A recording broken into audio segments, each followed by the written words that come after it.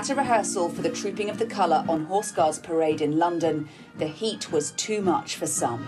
Medical teams rushing to help as soldiers wearing bearskin hats struggled to cope with temperatures as they climbed towards 30 degrees. Prince William, inspecting the Welsh Guards on horseback, tweeted his thanks for those who had endured the difficult conditions.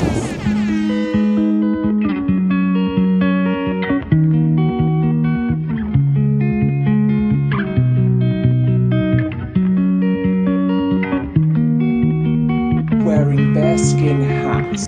Sometimes all I think about is you. Late nights in the middle of June. Heat waves been faking me out. Can't make you happy or not. Sometimes all I think about is you. Late nights in the middle of June. Heat waves been faking me out. Can't make you happy or not. Usually I put something on TV, so we never think about you and me.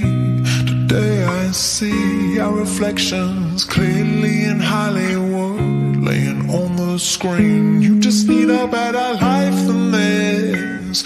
You need something I can never give.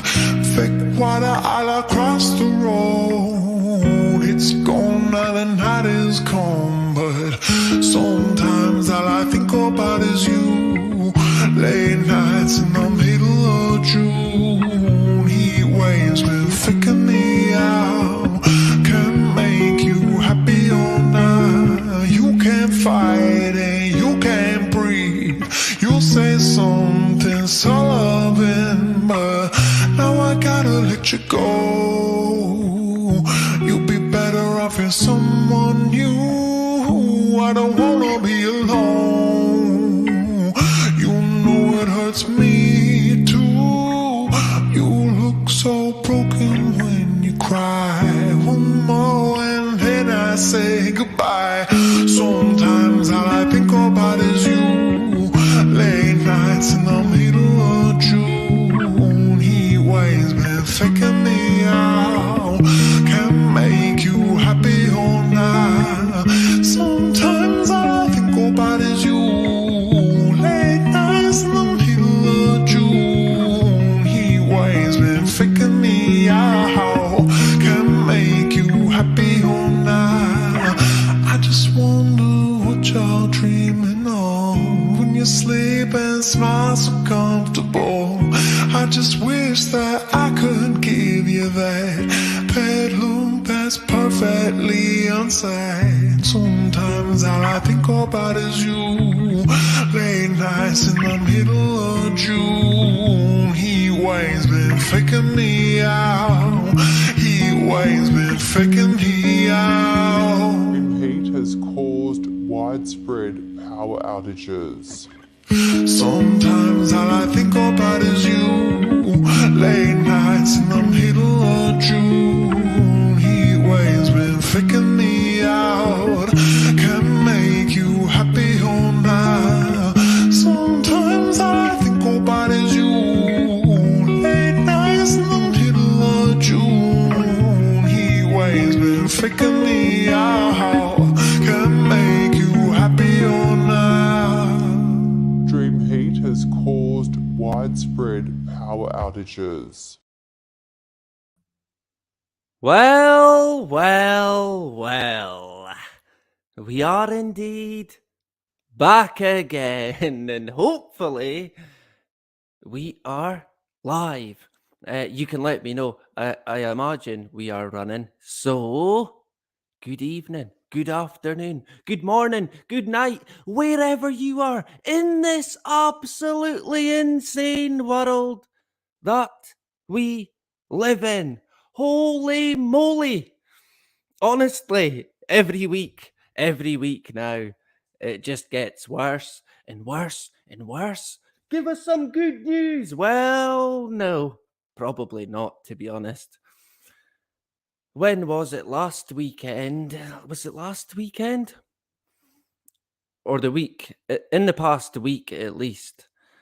In Elgin, we had some kind of, I don't know what you could even call it, orchestrated protest that took place in the town, and the majority of people, no, well, yeah, about 95% of the people that were there, they were not from Elgin. So no one got their voice heard. On top of that, of course, to expand on that, the protest was in regards to two hotels. Well, the media talk about one, but there's two. There's two hotels in Elgin that are getting filled up with immigrants. Hooray! Right? Can you hear the cheering in the background? Yeah, not quite. Of course, there is genuine concerns, but anyone who seems to stand up and raise a concern, they are deemed a Nazi, similar to the people who turned up on the protest. But of course, they're not. They're genuine local people who have got genuine concerns, who probably don't even know what a Nazi is. But this is the world that we're in. On top of that, I think in the same day, or the same, round about the same few days, we had a drag queen story time at my local library. And, oh man, it's a tough one, that. I'm really against it. I know people who are not against it. And they say, well, freedom, right? Freedom of choice, freedom of expression. Yeah, to an extent. Definitely. You've got to give people their freedom of expression, especially adults, because they tend to know what they're doing. When it comes to children and what they're taught, what they're put through, that's a different story. They're a bit more, they need a bit more protection, in my view. And in my own personal view, I don't think it is a good idea for a drag queen to be reading stories to wee children, straight up. No way. Not on my watch. It simply would not be happening. But clearly, the library went ahead with the event, and I'm unsure how many people turned up, but I'd imagine people did turn up.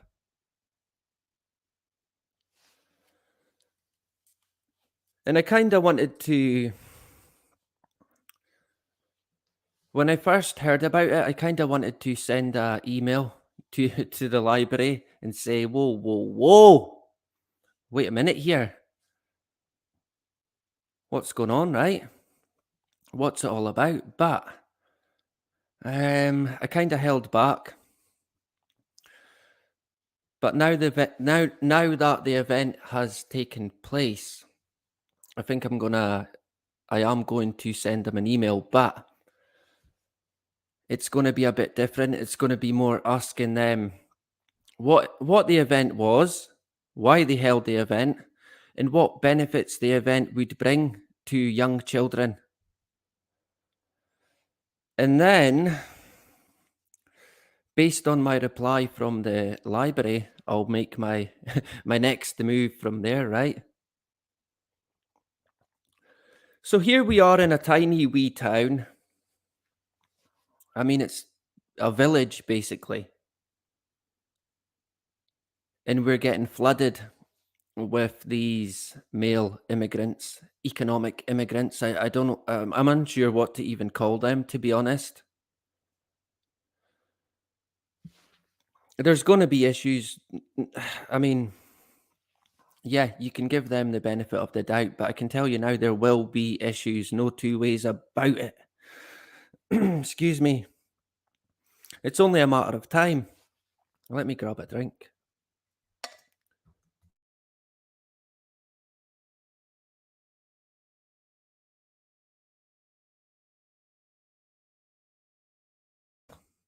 Yeah, there we go. It's only a matter of time before there is serious trouble. I can almost guarantee it. If it continues, if we continue, I mean, how long is it going to be for? Seemingly, they reckon it could be for the next 2 years. So, how many people are going to be in and out with nothing to do, turn into crime, probably? And I hate to say that, but when you're put in that position, what else are you meant to do?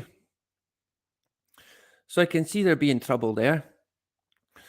And again, even in this wee town that I'm in, we've got the drag queen situation unfolding where they're talking to wee kids.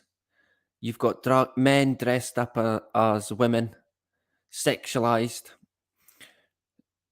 in all kinds of strange ways. I can only describe it as very strange. I kind of want to say freak, in a kind of freak way, but I'm not going to go that far for the time being. But very strange, not right. Strange to even me, an adult, seemingly. Strange to even me, right? And if it's strange to me, what is it going to be like to young children? What is the benefit to it? That's what I want to know from the library. And then, judging by their answer, we'll take it from there. I'll let you know. I'm going to write the email this week. And I'll be down there protesting, right? It would be like, do we know the series Father Ted when they protest against the movie? It's too X-rated. It's too blue for them. That'll be me protesting against the drag queen. Hey, I certainly would, and I certainly was going to go down. I kind of didn't think it would be a good idea, to be honest. I'd probably get arrested, right? So, what you've got to do is you've got to think outside the box. You've got to think, what can I do? So when I'll write the email and then I'll let you know how it gets on. And some of you might have noticed as well, a certain someone passed their college course last week. Unbelievably, right? Oh man, I could not believe it. So, do you know this? I was unsure going into the final or the last 2 weeks anyway. I thought, nah, I don't think I'm going to do it. I thought, nah, I can't see it. I don't think I've done enough work. Looking at other people and what they had done. Not a good idea, that, of course, right? But sort of comparing it. And I thought, I don't know. I really had to pull it in at the end. I had to try my best and knuckle down for about a week, which I did do, and I sort of pulled it back from the brink of failure. And that's pretty much what one of my lecturers said. But there were certain parts that I missed, which I couldn't help. But I managed to catch up on it, and I gave it a kind of 50-50 chance to passing, and yeah, I passed. So what I'll do now is, God granted, I'm going to progress on to the HNC, which is pretty much the equivalent to, I think it's the first year at university. I'm pretty sure it's that. If I can complete that, I'd go on. If I've got the, if I do have the energy still, I'm gonna go on to get my diploma, hopefully. But that will depend on how I get on this year and next year. And I think that while I've got the energy in the first to learn a lot more, I'm going to do it. Why not, right? I mean, why not? I missed out. I should have done it long ago.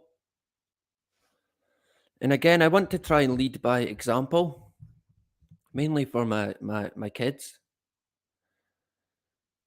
And I want them to try and get the best education they can get. Mainly because I feel that it's going to help them. It's going to help them to no end in surviving in the world that we're now in. And what a world it is. Yikes. And it is all heating up, definitely. Roasting, as we say in Scotland. So what I'll do is I'll jump into the chat. We'll see if anyone's about.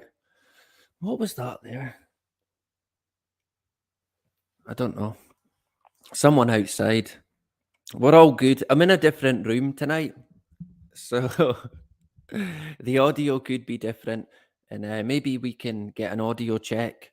I have got the headphones in. We should be good. We should be good in the hood, right? We've got a few bits to cover tonight. Not very good news, to be honest. It never really is, let's face it. Can anybody point me into the direction of a good news story? What would be deemed as a good news story today? Bill Gates is, passed away. That might be should I say that? That's probably bad, right? I'll be getting arrested. He wanted to murder Bill Gates. Yeah, him and 10 billion others, right? Yeah, there's 10 billion people in the world. Let's go with that. Most of them are AI bots or what is it? CPN? What do people call them again? CPNs?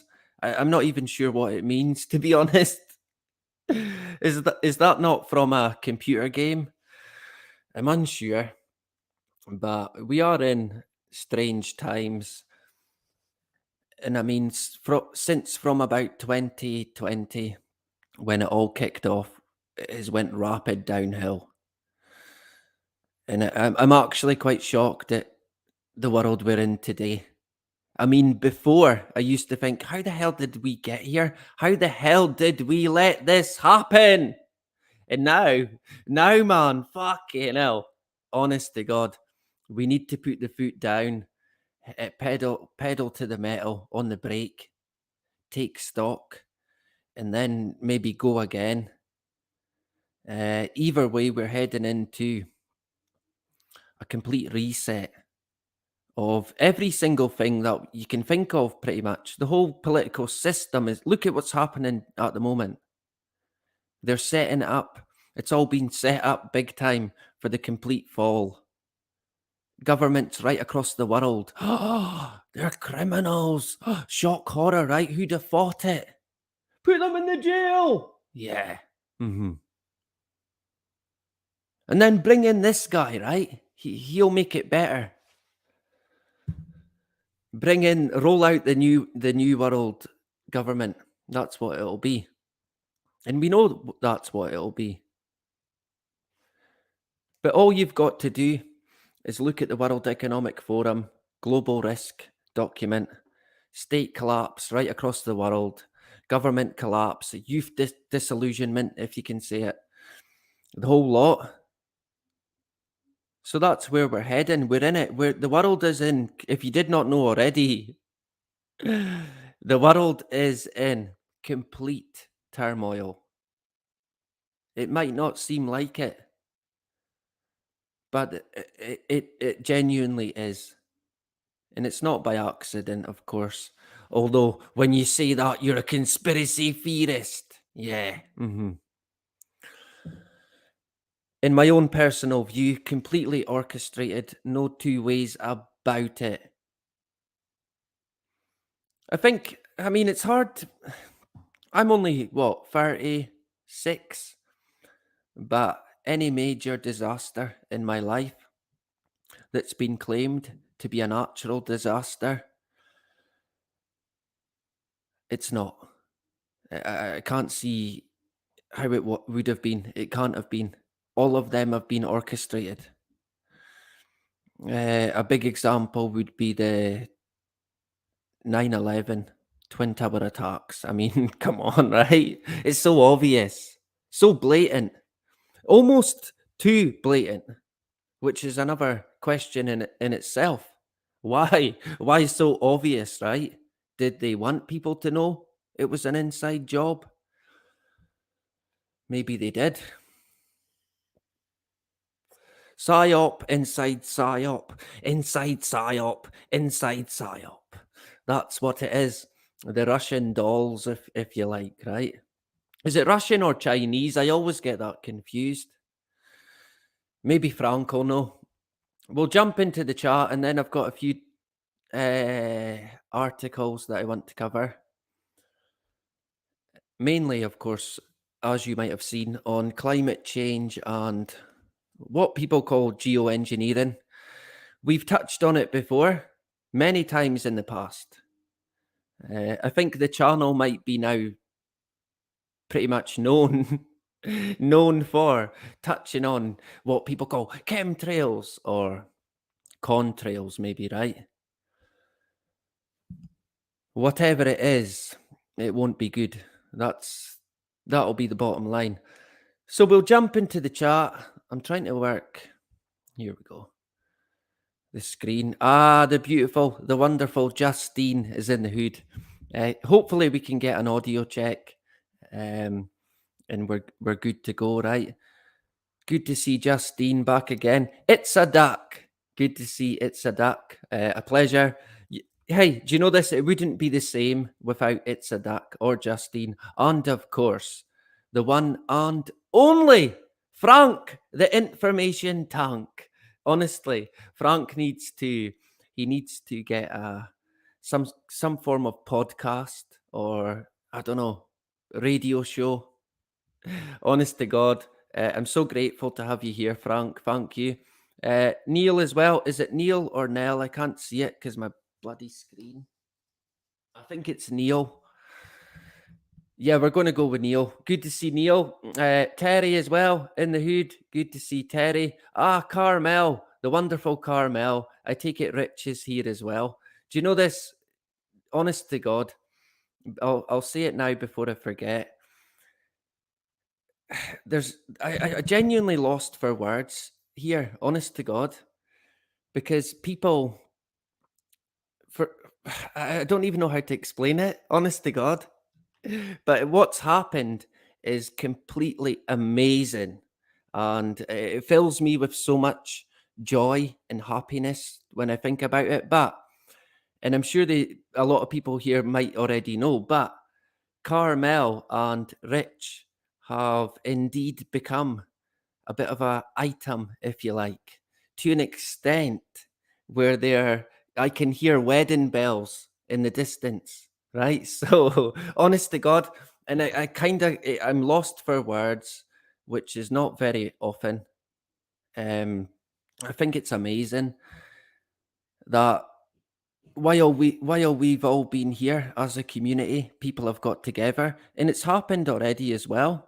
I'm unsure about the possibility of marriage, but we have in the past brought people together who get on really well and end up in some form of relationship.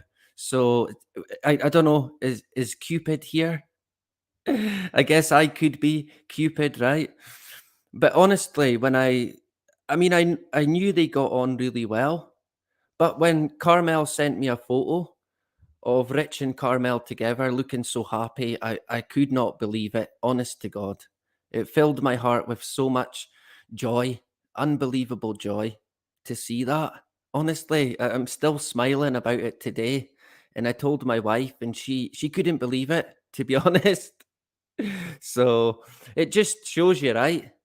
There's someone out there for everyone. No two ways about it. Keep looking. So congratulations. I'm unsure if there's a wedding in the planning, but I guess you never know, right? So well done, Rich. Good man, my son. I'm definitely gonna have to keep an eye on you. We'll have to go on the stag night. Out on the stag do, right? A Talbanoki stag do. Do you know, I'm unsure how much how much it would happen, but I know Carmel talked about potentially having a wedding or getting married even in Scotland. So, I mean, it could be a big, gigantic get together. So I'd imagine most people here would be invited, right? Quick, bring the single malt. I'll bring the rest, right? And we can all get together. Hey, who knows? Maybe it'll happen. You never know. But I guess Carmel can let us know. Who else did I see? The wonderful Scott's Armour. A great stream the other night. It was fantastic. Good to see Scott's back again. It's been a while. I think almost a year he's been out on the sideline, right? But back better than ever. So fantastic.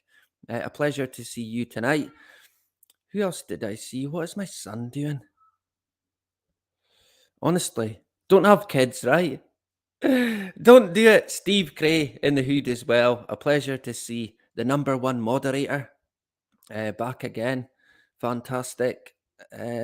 Anyone else that I missed? Super chat from Sensum. Thank you very much. Our English brother.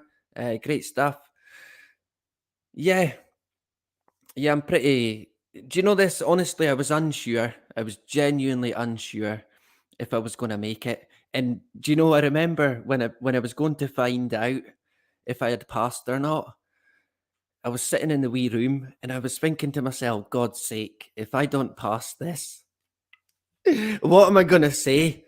What am I going to tell people when I next go onto my YouTube channel? What am I going to say? I'm going to have to tell them that I passed, right? Of course, if I'd failed, I would have said, look, I failed it. It would have been as simple as that. I would have took it from there. You live and you learn. But thankfully, I passed it. So, but honestly, I can remember thinking, Jesus, what am I going to say if I fail? They're going to think, God's sake, a complete failure. He's a Bill Gates college dropout. Get him off.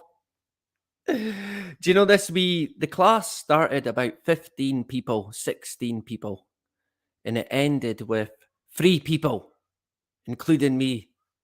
It was like a survival of the fittest, right?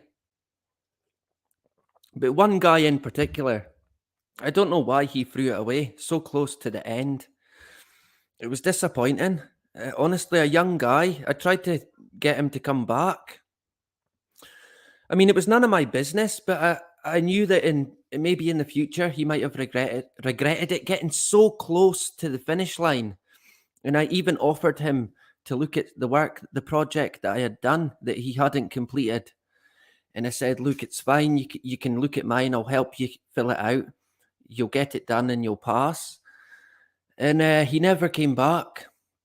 And in the last week, I was gonna help him out, and I reckon we could have passed together.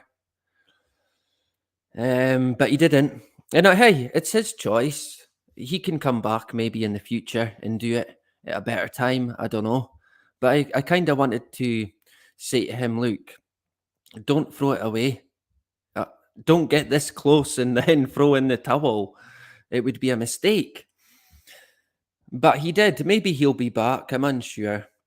But I really enjoyed the course. I've learned so much about plants. It's unbelievable. It shows you, it really does show me how much I didn't know. And I've learned an unbelievable amount. And I've really enjoyed it. Maybe not so much the theory aspect, the written aspect to it. I mean, who does, right? The sort of chemistry, biology side to it, talking about genetics and stuff like that. It's a bit. I mean, it's nothing major. It's not PhD stuff, but it is like quite high level. I'm more hands-on, practical. That's where I thrive. I even in I don't know if I mentioned it, but in one of my reports that I done, I noticed a comment from the lecturer saying, and it said, "Oh, very good. William is very, very good practically, but I'm always left wanting more on the theory side." And I thought, yeah, that's, to be fair, that is my life story, that, to be honest. So thank you very much, Sensum. Great stuff. Good man. A pleasure to see you.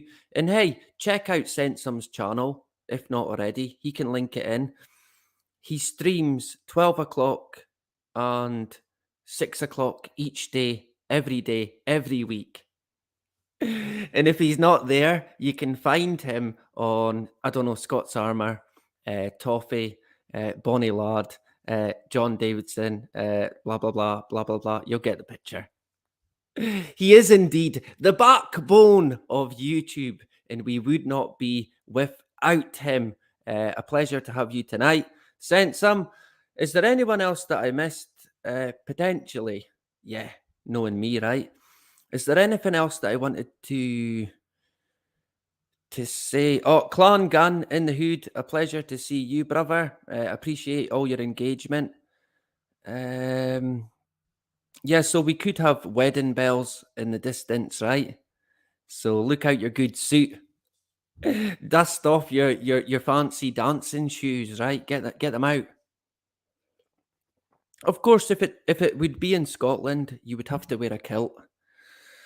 So you better look out your kilt. And everyone's got one. If not, you better go and get one now. A kilt in Scotland in the winter. Yikes. Oh, who else did I see? I'm unsure, but we'll come back to the chat in a bit. I'm trying to think. I was meant to write down bloody notes, but I forgot. I think I've pretty much covered my intro. I'm terrible at it, right? We can only try our best, put it that way. So I hope everyone's doing well. Let me know how you're getting on. Let me know in the chat what the weather's been like in your area, what the spraying's been like. It's not been that bad here. Do you know this? I'm getting a feeling that my area is becoming a bit of a no-fly zone due to the military base on my doorstep, pretty much. I shouldn't laugh, but it is pretty much on my doorstep at the moment. You would sometimes think that you were living in a war zone here. The amount of military traffic in the air.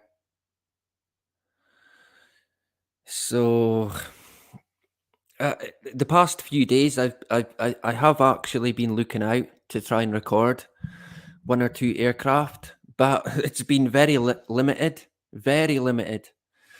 which is good. That certainly keeps me happy. But with that said, we have still not been chemtrail free. The aircraft might not be flying overhead, but the one that's flying south, say, for a bit more, 100 miles south of Murray. Later on, the chemtrail is here. So we're still getting them, even though they're not flying overhead. Which is another interesting sort of aspect too. If they do begin their so-called all out in the open geoengineering by spraying, how are they going to control it? Because when you spray it here, it doesn't stay here, it goes elsewhere. And of course, they talk about that with their unintended consequences. Yeah. And what did they also say? They said it would be like robbing Peter to pay Paul. I mean, talk about insane, right?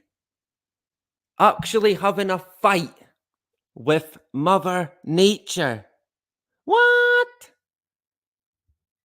Honest to fuck, man.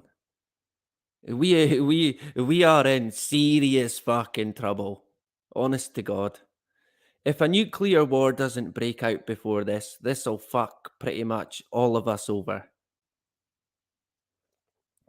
So you better get that wedding out the way soon, right? I wouldn't put a time frame on any of this, but they're talking about extreme weather events that are here now. Of course, they put the blame on climate change. Me and you done it. Driving to work done it. Having a bacon roll done it. Sending an email done it. What? Yeah. Consumption done it. Yeah. I wonder who was driving all that consumption. All that plastic done it. Yeah. Yeah, because that was our idea, remember? Sure. So completely our fault, of course, right? What do they call it again? A polycrisis. That's what we're in. That's what they've put us into. An orchestrated one. People talk about how climate change, they claim, sorry, I'm burping here. People claim that climate change, it's non-existent. And I understand what they're saying to an extent. But in my own personal view, the weather is in a bad way. But it's not by how they tell us, if that makes any sense. Probably not, right? The reasoning behind it is not what it would seem. They blame climate change, whereas my personal view would be more pointed at the spraying, the continuous spraying for what, decades now. And not only that, the poisoning of seas and oceans and rivers. And I would not rule out other potential reasons that may include cycles that happen outside of this realm, if you like. So we could potentially be in the midst of some event. But you know, the biggest problem is they don't tell us the fucking truth. That's the problem. So in reality, it's anybody's guess. And at the moment, there is many, many pokers in the fire. Many pokers in the fire. I know there's a few people concerned at the moment with what they're going to do in regards to a current situation in China. Super duper duper duper COVID. COVID 0.20. Yeah, it's back again. That's not going to go away. It simply won't. They're going to roll that out anytime they see fit now. Anytime. So there's a lot going on. You might have noticed as well. There's a lot of talk about UFOs, or what do they call them now? UFAs, UAPs, UPOs, OAPs. I mean, why not just continue to call them UFOs like everyone did?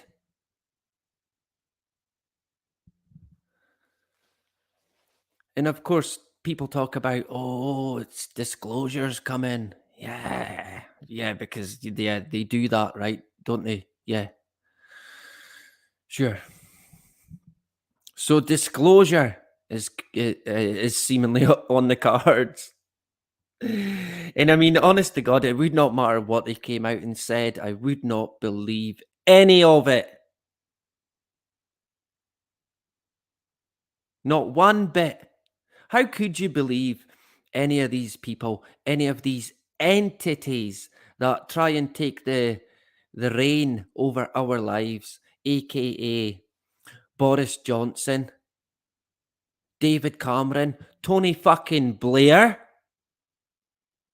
Nicola Sturgeon and her fake husband?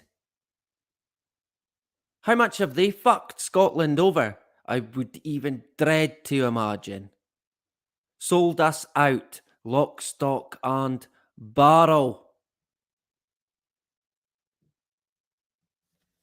Clowns like Joe Biden, George Bush, these sort of people.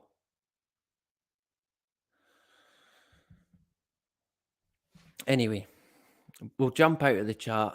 I lost my way there. Robert as well in the hood. Good to see Rob back again. So yeah, I passed my college course. I'm very happy. It's a completely different, well, not completely different ball game in the next level, if you like, but a lot harder. A lot more research, but it could be more suited to me, which is quite funny. Strange even. Some things I excel at, most things I don't. So, but research I'm quite good. My IT skills are decent. Let's go with that, right? I'm happy enough with that. So we'll jump into straight away. If I can work the screen, we will go back to the chat in a sec. Oh, the Earl of Stair, or is it Stair or Star? I'm unsure. Let me zoom in. The Earl of Stair. Good to see you back again. The Earl of Murray is a character that I know a wee bit about. At least the one from 18, I don't know, something. And the Earl of Murray was actually the first ever government official in the world to be assassinated by gun, by some old musket here in Scotland. So, yeah, the Earl of Murray assassinated, the first ever government official in the world, seemingly, to be assassinated by gun. Shock horror. Even back then. So we'll jump now. What's the first article? I know what we'll go to. We're all good for the audio. Someone did say, so it's on you. Don't do that. What am I doing? That's wrong. Yep, that's better. Honestly. One of these days we're going to get it right. So present. What's going on now?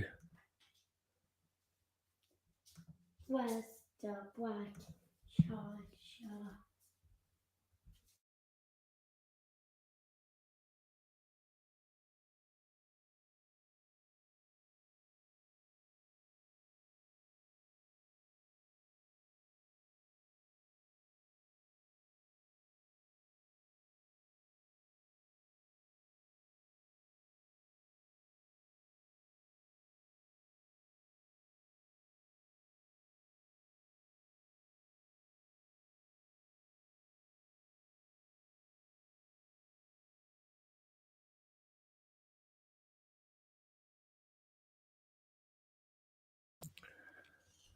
Oh man, kids, right? Honest to God, don't have children. I swear to God, just don't do it. Let other people be the fool, right? But we're back again. Let me see, where was I? Elgin, seemingly. Present. There we go. I think I can work it. My daughter Lola, bless her. She's a character. Put it that way. We'll go with that for the time being, right? So yeah, let me know how you're getting on. We're going to jump back into the chat in about, I don't know, we could go quite late, to be honest. So I do apologize, right? You know the score. You know the script.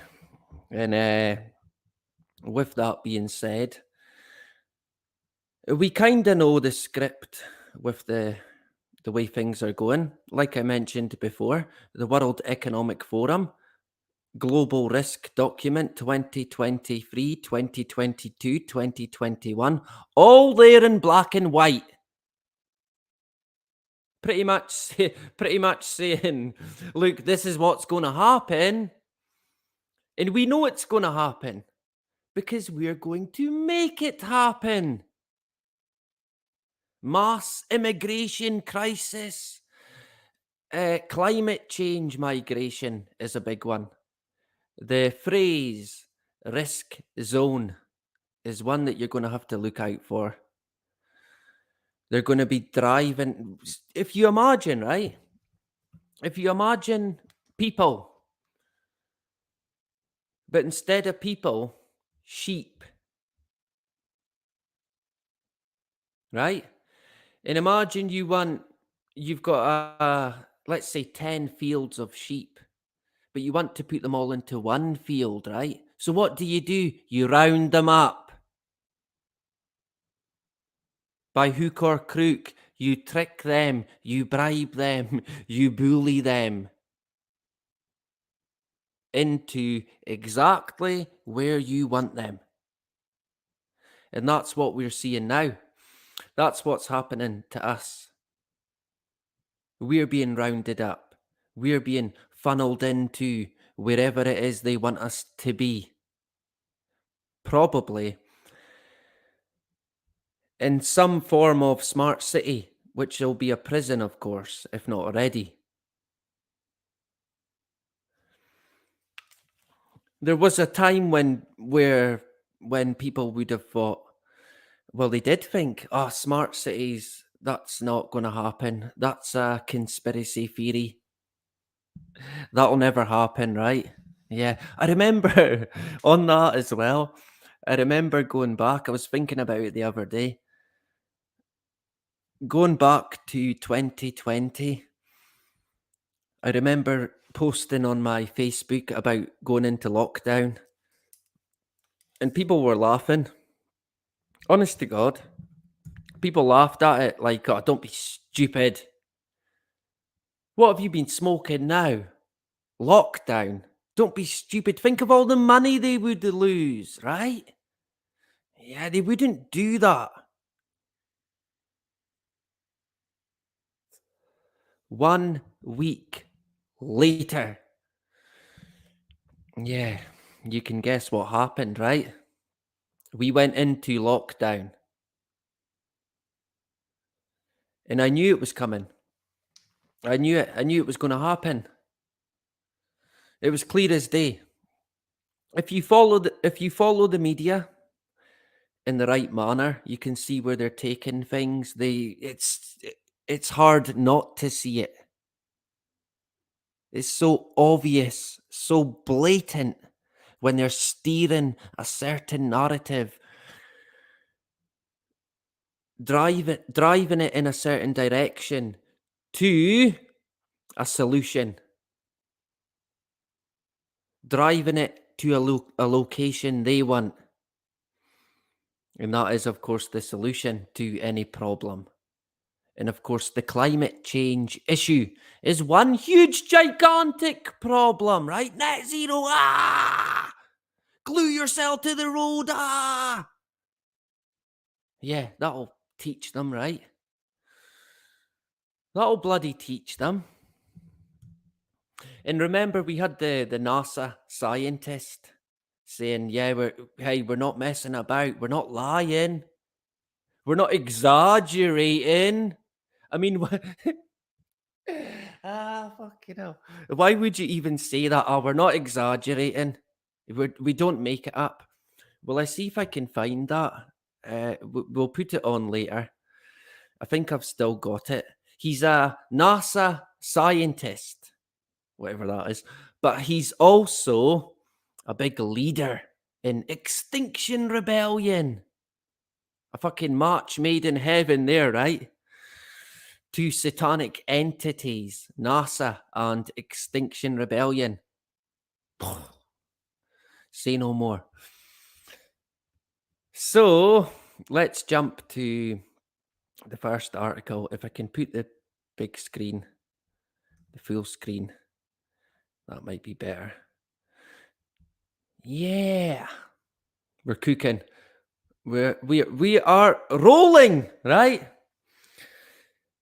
So, yeah, some of you might have noticed in the UK it's very hot. It's really hot. Yeah, because. Anyone? It's summertime. Of course it is.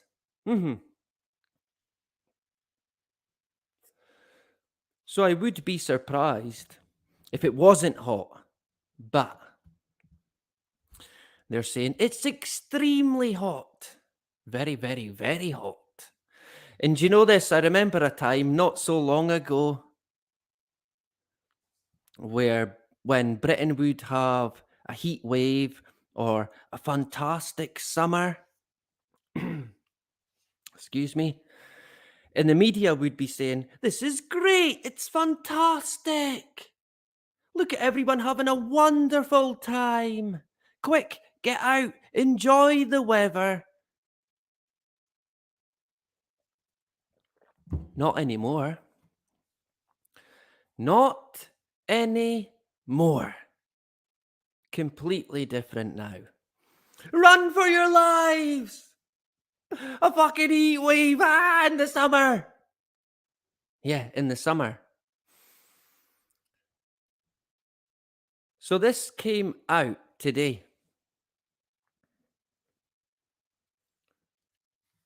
Straight off the press, right? We're going to go with that. We'll go with that. From the new scientist. Not the old, the new. The go-to for all you need to know, right? Yeah. Sure. UK and Ireland suffer one of the most severe marine heat waves on Earth. Dun, dun, dun.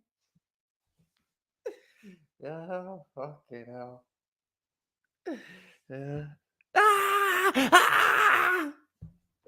You can imagine the panic, right? It's the worst heat wave in the whole universe. It's hotter than Mars now.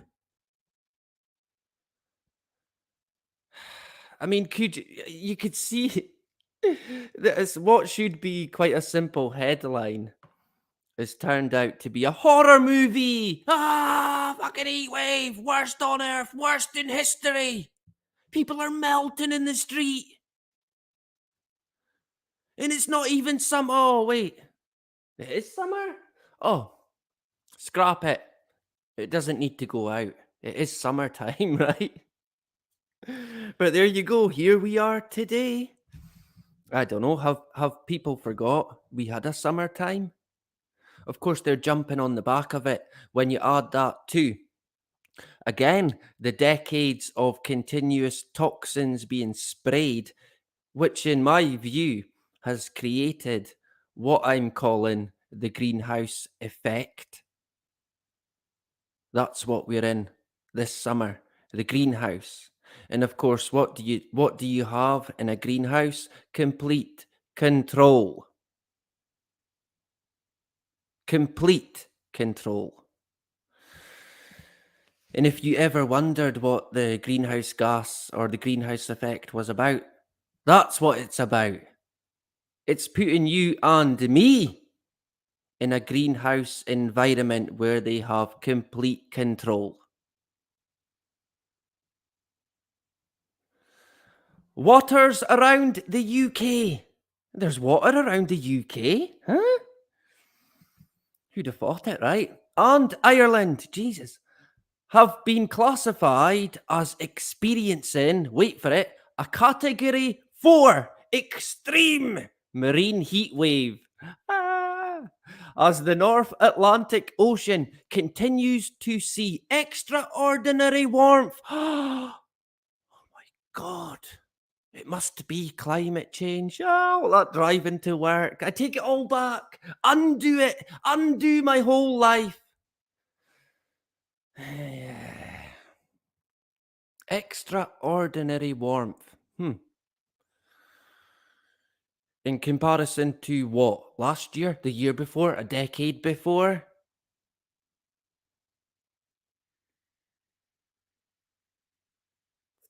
So you can clearly see, straight off the bat, the fear being driven.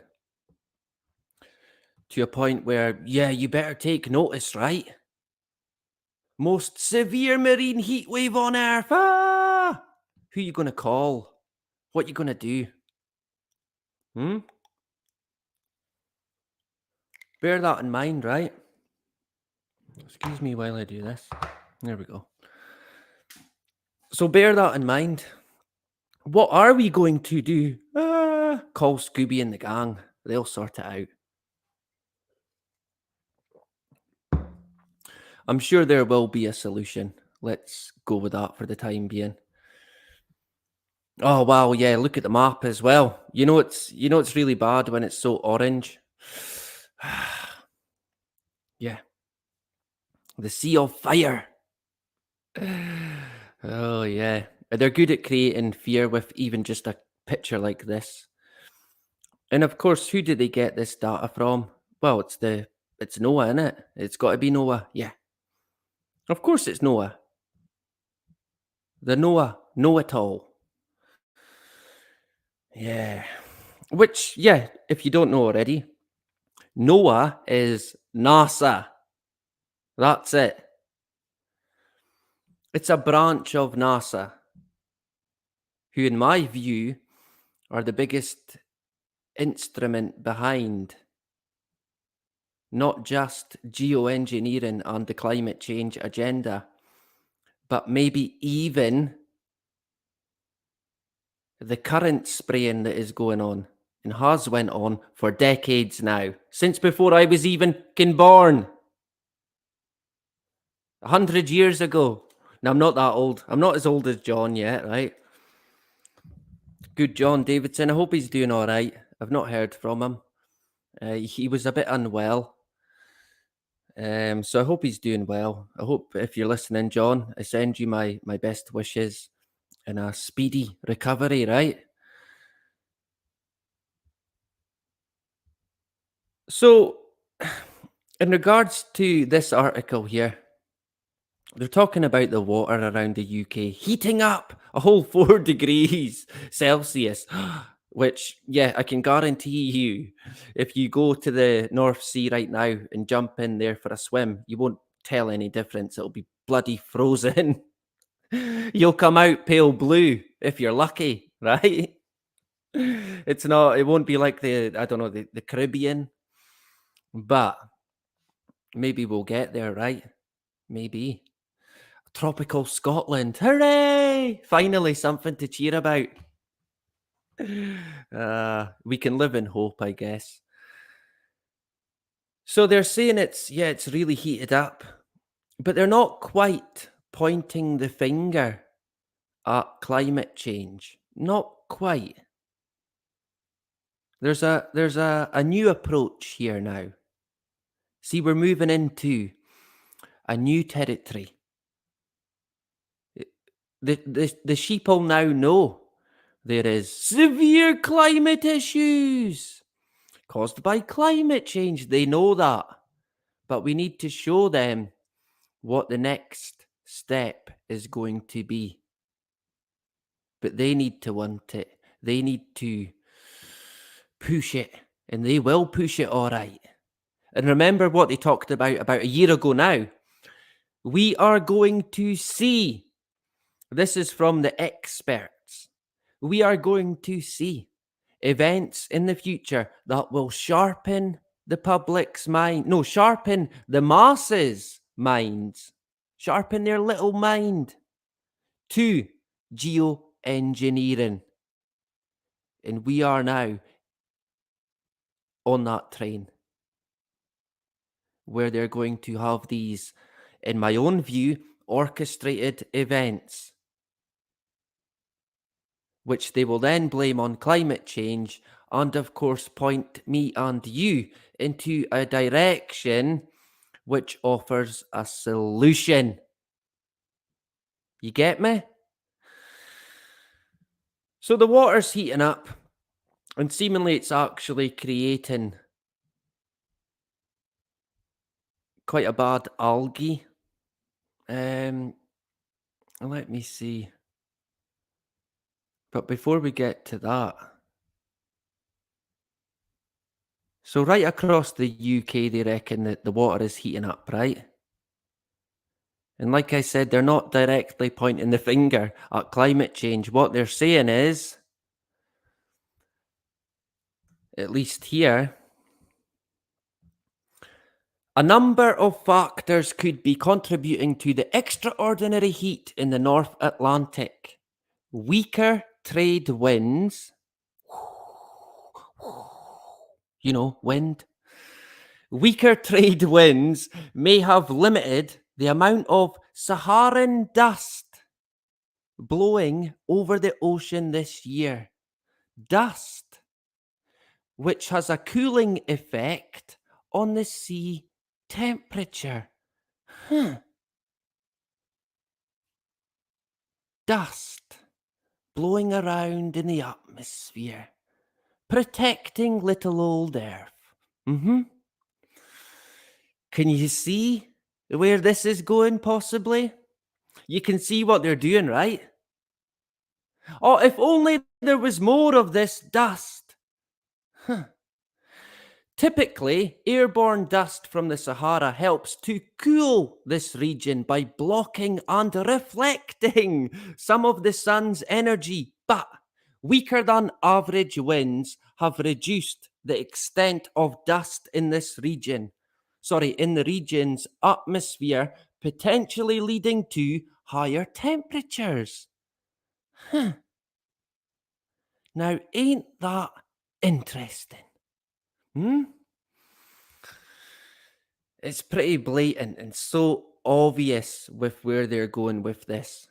It is as clear as day. Well, at least as clear as day once was. Even that's not so clear anymore. So we've touched on this a wee bit before, this El Nino event, which I think has begun now, seemingly. But even on top of that, they're worried about an increase in temperature, which, like they said, is probably due to the dust, the lack of dust. I've got some dust, I could sell them, right? Who'd have thought you could make some money from dust? But there you go. Of course, they'll have special dust. Remember, they even talked about getting soil from the moon.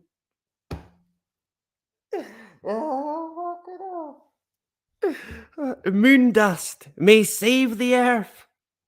Remember that one? Oh my God. Honestly, what is next? Honestly, what is going to be next?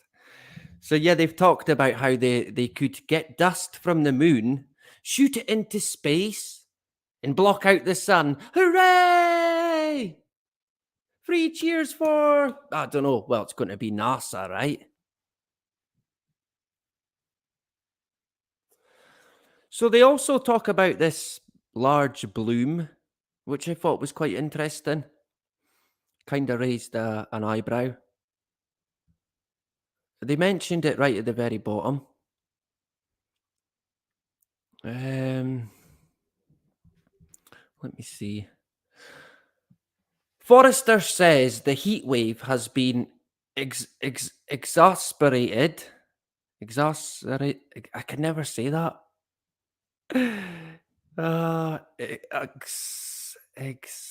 We'll go with that.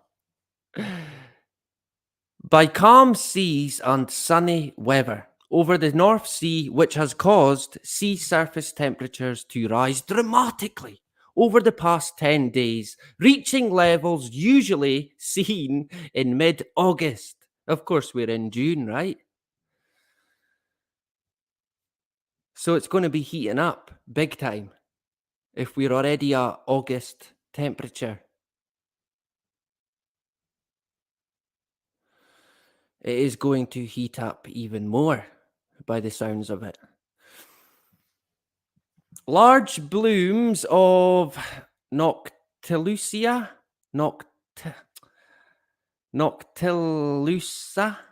are we going to go with that? Noctiluca algae have been reported by fishermen across the North Sea.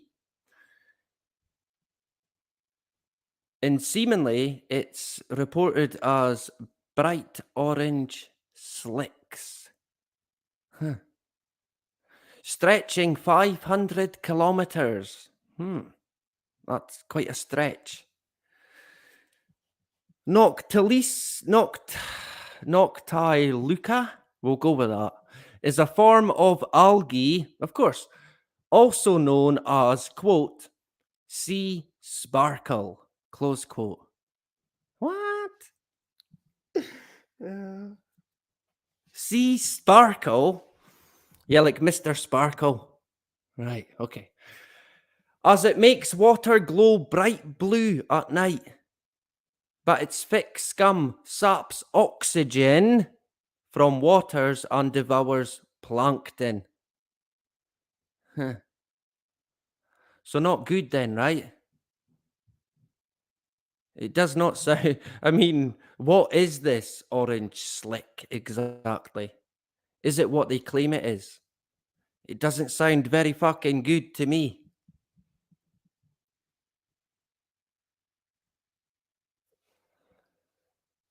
Blooms of this size in North Sea waters are very unusual. It's a really big scale event.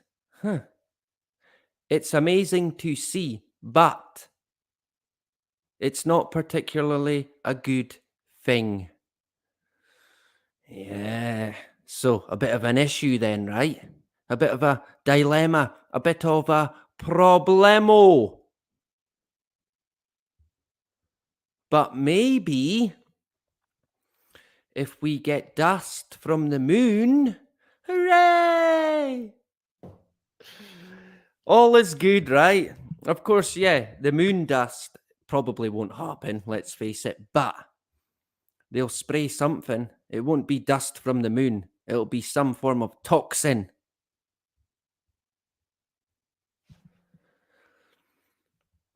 And of course, there's going to be a lot of wildfires in the UK this year. Guaranteed. If anybody's in an area that has had issues in the past in that sort of area, I would be keeping your eyes peeled because it's going to heat up even more. That's what they're saying. That's probably what they're going to do. So, I don't know. You've got to be cautious. Like I said, they're gathering us all together now. They're smoking us out. Literally smoking people out to where they want them to be. Deeming their land not safe, not fit to live on anymore, right? Net zero, hooray!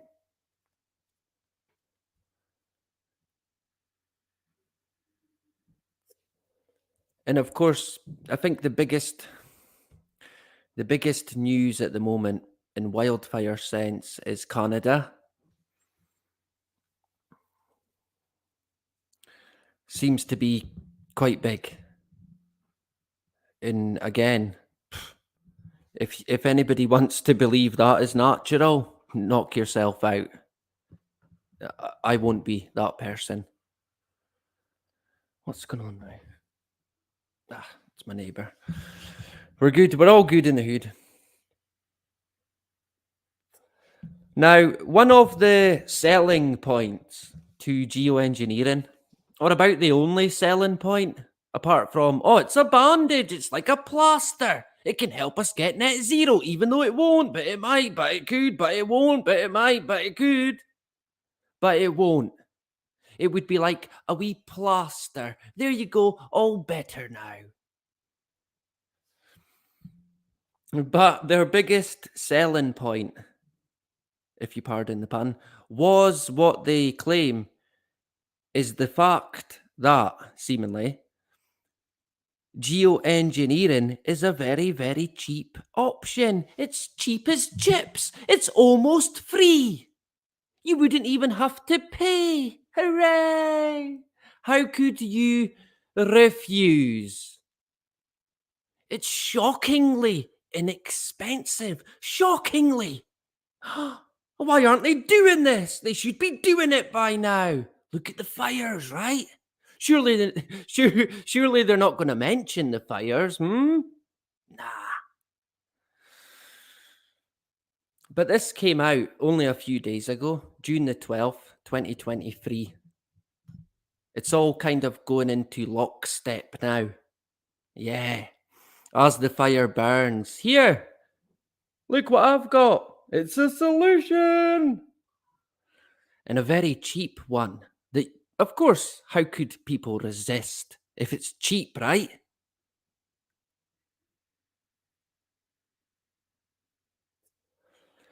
And we've covered geoengineering now quite a lot. Quite a lot. And if my memory serves me correctly, we're not even a quarter into the article. And here they're talking about Canada already. So you can see what they're doing, right? Without actually saying it. They're pointing people in a certain direction. Sleepwalking, right? Sleepwalking right into it. Oh yeah, geoengineering, that'll help. Oh, we don't have to worry about it now. Oh, but you've still got to, what's the word? Help, mitigation. So you can't have a life anymore. Sorry. No, you can't go to the shop anymore. Nope. No, you can't go to the park anymore. Oh, no. Oh, cinema? Nope. Oh, driving to the countryside? I'm afraid not. Carbon credits. You'll need to have enough of them first before you can step foot out your door. That's why society will break into two. Most certainly. You're either going to be for it or against it. And if you're against it, you're not going to fit in. So you're going to be living in the land of extreme weather. Maybe we should go underground, right? Maybe that's an idea. We're going to be there one day anyway, so who knows, right? We'll build a city underground, a metropolis underground. Maybe that's already been done.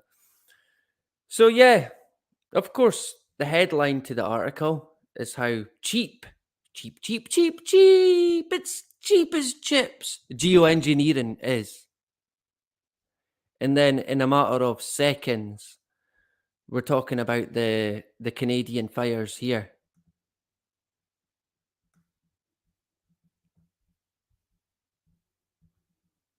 And it's pretty clear to see what they're trying to paint a picture, right?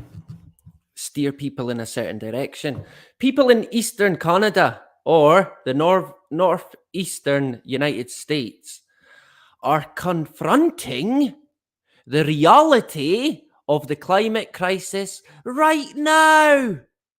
And look at how cheap geoengineering is. Why aren't we doing it? Right? That's what the sheeple will be saying at home. Smoke from an intense and early wildfire season in Canada is blanketing some of America's largest cities in thick, hazardous smoke. Yeah. Well, will that not help with climate change? Surely that's going to help. It's going to block out the sun. Hooray!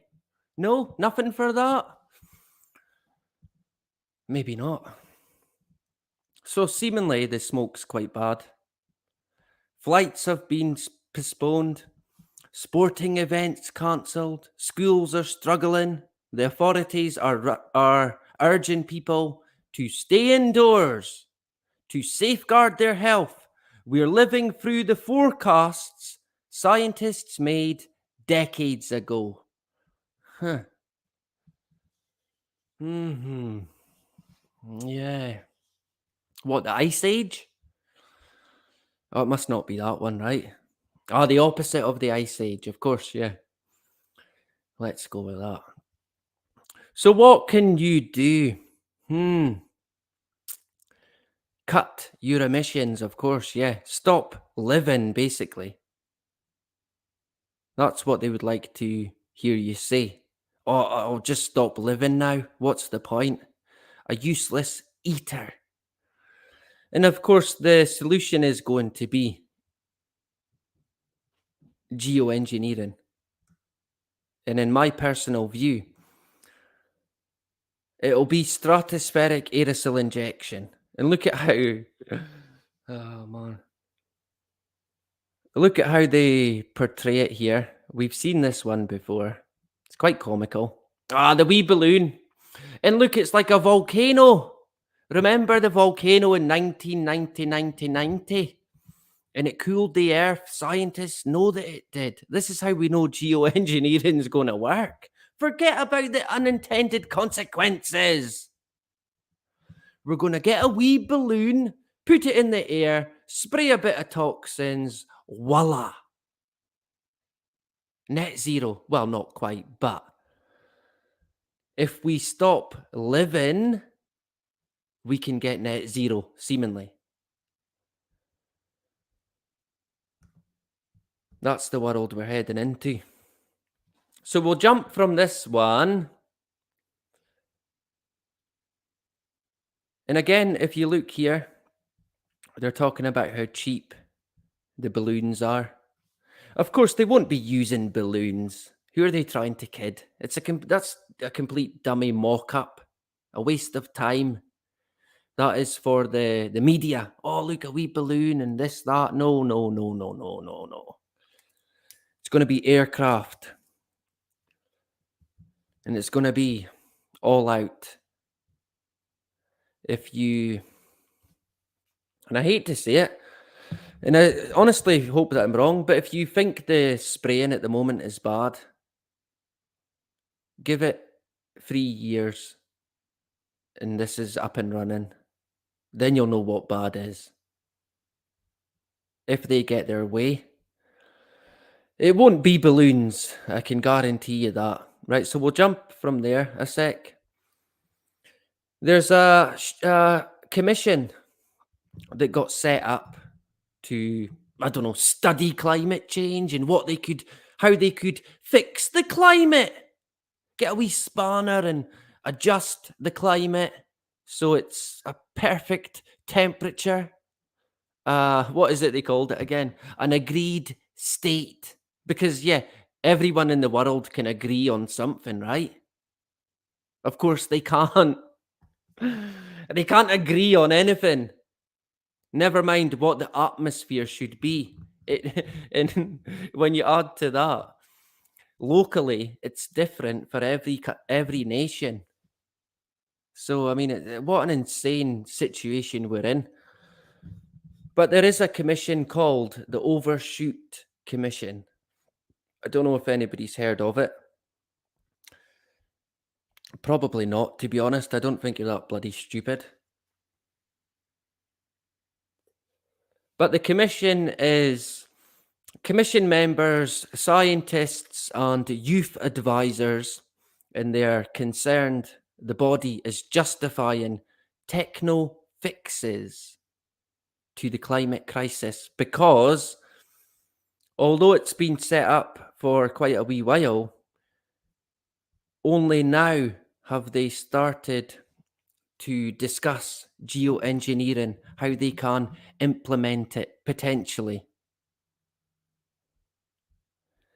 And going by what they're saying here, quite a few people are not happy that the commission has even took it on.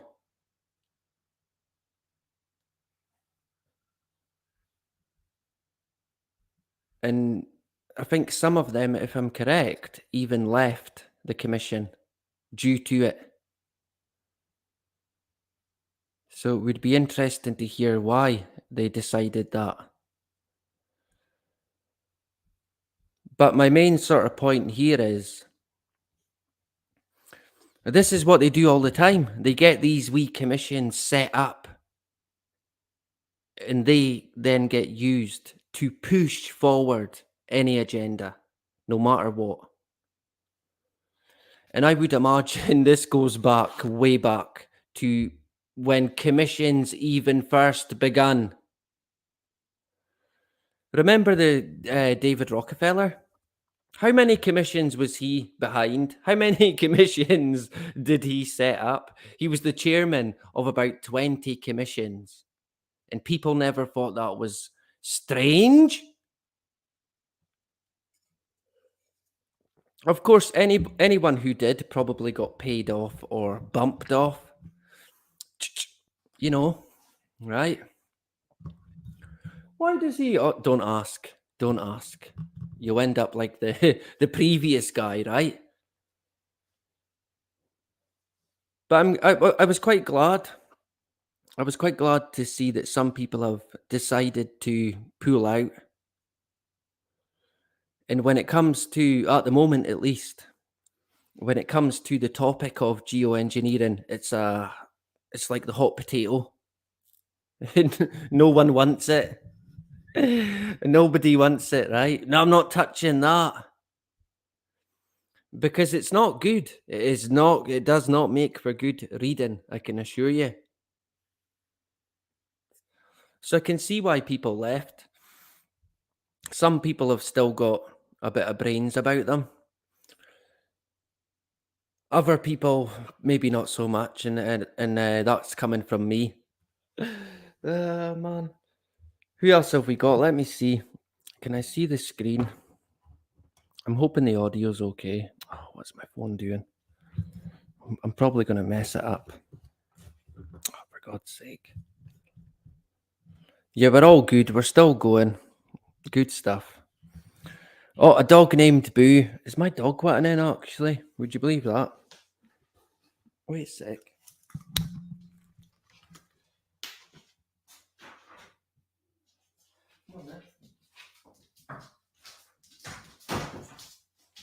Good boy. There's Beans. Right, go and lie down. There's Beans has joined us. He's not got much to say though. He only speaks to people that's got food. He was a bit overweight. He's lost a wee bit of weight, so he's looking a lot slender. He's a chocolate Labrador. Some of you know him. I've seen him. He's a lot bigger now. I'll need to get a photo and post it on my. I'll post it on my community. I'll get a photo of him tomorrow. So if we sticking with it, if we go to CTV News, I mean, yeah, pretty much you could find this anywhere because this is what they're doing now. They're bringing it all together, tying it all together, a bit like me at the final week of my course. Bringing it all together, bringing it all in to get the final solution of, yeah, you passed, hooray. Whereas this is sort of bringing it all together to paint the picture of climate change being undeniably behind wildfires, droughts, flooding, the weather itself. We are now in that time. Not only that, this is how insane the world is now. There is seemingly no debate. Yep. No debate. Nope, no ifs, no buts. Nope, we don't care. We don't care how many white jackets you've got on. This is the narrative, and that is that. A bit like the pandemic narrative, remember? All the television presenters had to go along with it. Otherwise, they got kicked out. And we did see that. We did see that. Many times, actually. What's going on now? I don't know if that's my son. I think we're all good. We're all good in the hood. Ah, man. So, experts, right? You know, the good guys, the ever trustworthy experts explain, link. So, they're linking it between wildfire and climate change. Right. So, nothing else then to do with it, right? Sure. Let's go with that. But what are they saying here? This year's wildfire season in Canada has been wild. So far, more than 2,600 fires have consumed about 5.9 million hectares of forest across the country, according to the Canadian Interagency Forest Fire Centre. Right. This represents more than 3 times the amount of area that burnt in the entirety of last year's wildfire season. Yikes. And there is still months of fires expected ahead. Well, how do they know? Of course they know. Oh, I see Ulick is in the hood as well. My Irish brother, Ulick. Good to see you. Katie as well. Katie Kane back again. A pleasure to see you. Zoo Scott in the hood. And a dog named Boo as well. Anyone else that I missed while I was yapping? Oh, Streaky is in the hood. Good to see Streaky back again. Yeah, I think we're all good in the hood. If I missed you, you could be timed out. Oh, Armites Moon as well. How else could they push the green deals and make new billions for the digital community? Yeah. Oh, they're pushing it all right. They are pushing it. I think we might expand on that a wee bit as well. But good to see Armites Moon in the hood. Yep, a dog named Boo. A pleasure to see you as well. Controlled burn. Yeah. I mean, that one really baffles me, to be honest. A controlled burn. Right, you're going to light it on fire, though. I mean, it's just insane, right? I'll tell you, right? Instead of a controlled burn, instead of putting fire on the fire, why not, just a thought, put water on the fire in a controlled soak instead of a controlled burn? I mean, honest to God, anytime I see a controlled burn video, I just think, no, no, no, no. Why? Honestly. And I know, yeah, there is a saying, fight fire with fire. And yeah, there is seemingly a way they can work it where the fire won't spread a certain way. But I mean, given the state of it already, surely the only thing for it is water. Surely to God, right? Surely. And of course, when you look at rewilding, I think that has been a key factor. A lot of these places were maybe cleared out at one point. They probably aren't today. So they burn like hell. Rage. I know that's the case in the UK. I can't say for Canada. I'm unsure. I'd have to look into it a wee bit more. So that's quite a lot then, right? That's quite a big area. Quite a gigantic area by the sounds of it. Already. The impacts have been wide-ranging, from tens of thousands of people being forced to flee their homes. Yeah, like sheep, to poor air quality in several communities, which affects the health and well-being of humans and wildlife. No shit. No shit.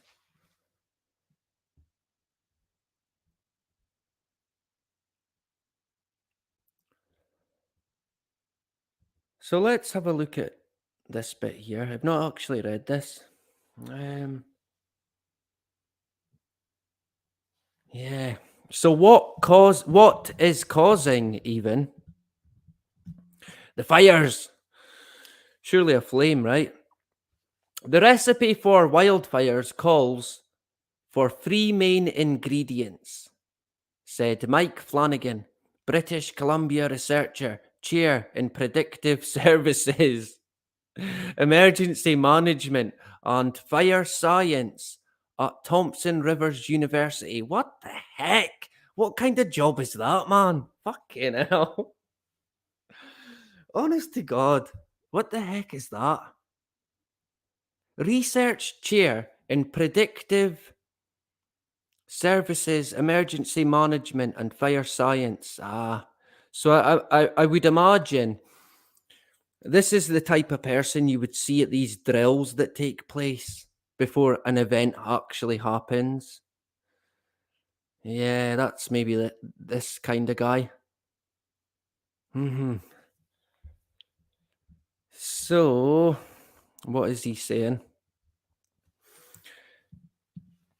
Those ingredients are vegetation, that is flammable, also referred to as fuel. A wee science lesson here today. This is about as good as it would get, to be honest. Such as trees, leaves, and shrubs, right? The source of fire ignition, which tends to be humans or lightning, as well as hot, dry, and windy weather conditions that cause fires to spread. Yeah. So, it pretty much would take a human failing a lightning strike. You're talking a human interaction to get a fire going. On top of that, the big one for me, vegetation, leaves, shrubs, aka rewilding. And I think we've seen the exact same thing happen in Australia, where they stopped clearing out these forests and left it to rewild. But then what happened then when it went on fire? Oh boy, did it go.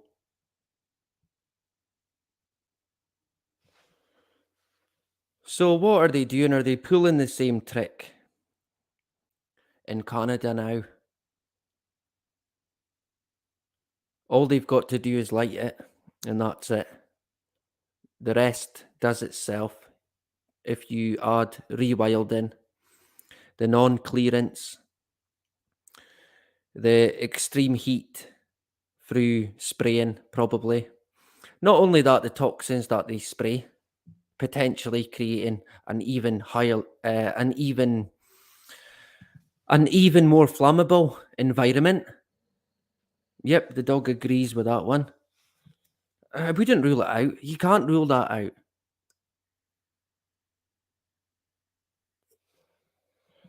So we'll jump from here to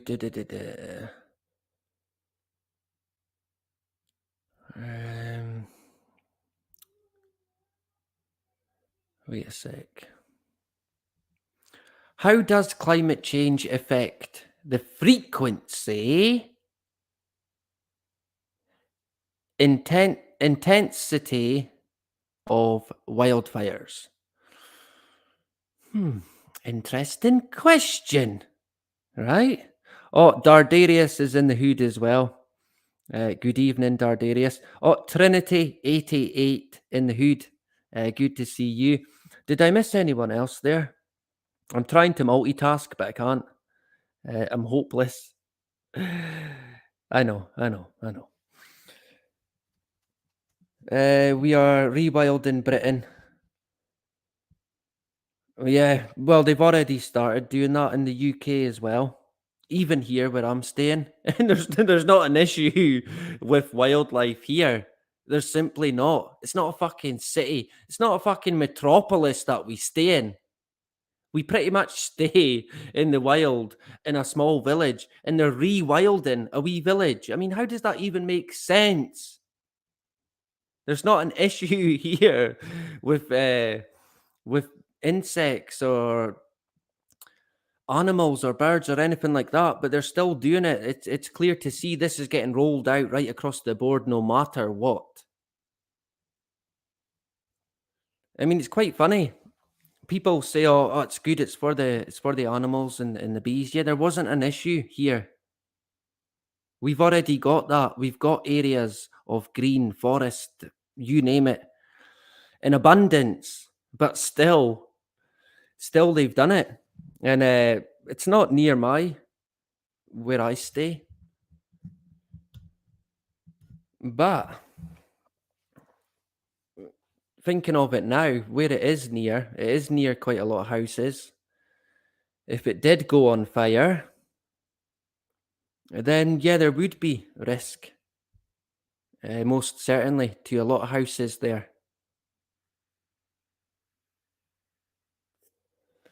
And I mean, it would be staggering to think there would be a wildfire in my town. I mean, that would be insane. Any fire that's been lit here has been lit by a human every time, usually a young kid. And I mean, I was that kid one time. No stranger to lighting a bush on fire. Not in the town, nothing like that, but outside, out in the fields, a way out, you would light a wee fire beside the river. Run around with a branch, maybe in your hand, a gorse bush, perfect for lighting on fire. And I mean, we used to do that. But now when that gets done, if it gets out of hand, it does get big time out of hand. And again, it would be down to the exact same reasons we just mentioned in Australia and in Canada. So what they've done is they've pretty much created the situation. Then when the summertime comes, boom. And I think 2023, the year 2023, that could be the year of the fire, right? It really could be. We could be praying for rain at some point. Praying for it. And I talked about before, some of you might recall, last year and the year before, I talked about what they're creating is a hotbox, HOTBOX. I've now realised this year that it's not, well, it is a hotbox, but it's a greenhouse. That's what it is, right? That's my personal view. Hence the term greenhouse effect. That's what they're putting us in. And I reckon this summer in particular, people are going to understand that a lot more.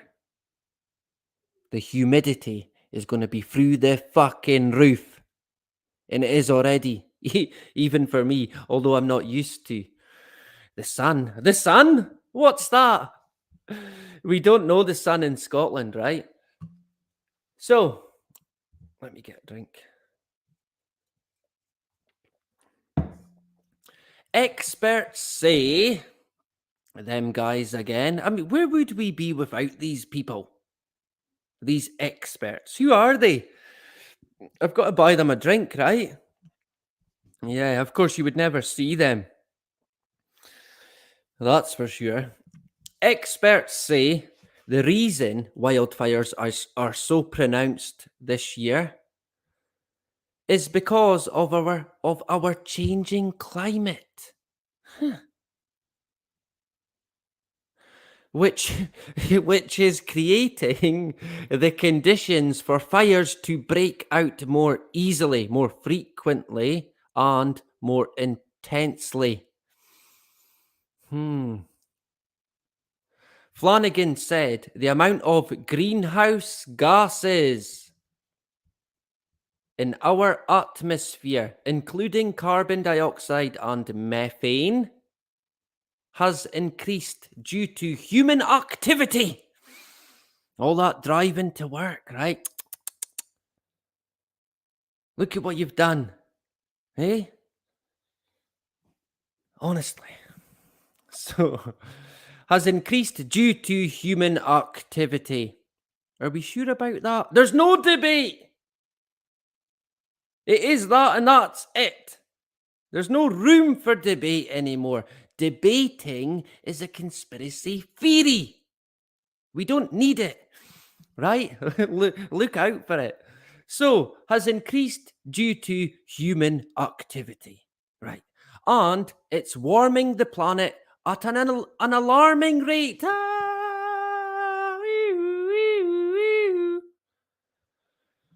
Yeah. Human induced warming reached approximately one, a whole fucking 1 degrees Celsius above pre-industrial levels in 2017, according to the super duper go-to know-it-all, don't question intergovernmental panel on climate change. Pretty much the one world government, if you like. Yeah, one. Surely, is there 2 zeros missing there? I'm confused about what the alarm is here. 1 degree. How would you even notice a 1 degree change in the temperature? I mean, come on. I can see where the panic is coming from. Yeah, definitely, right? Yeah, let's go with that. So we'll jump now to Bloomberg.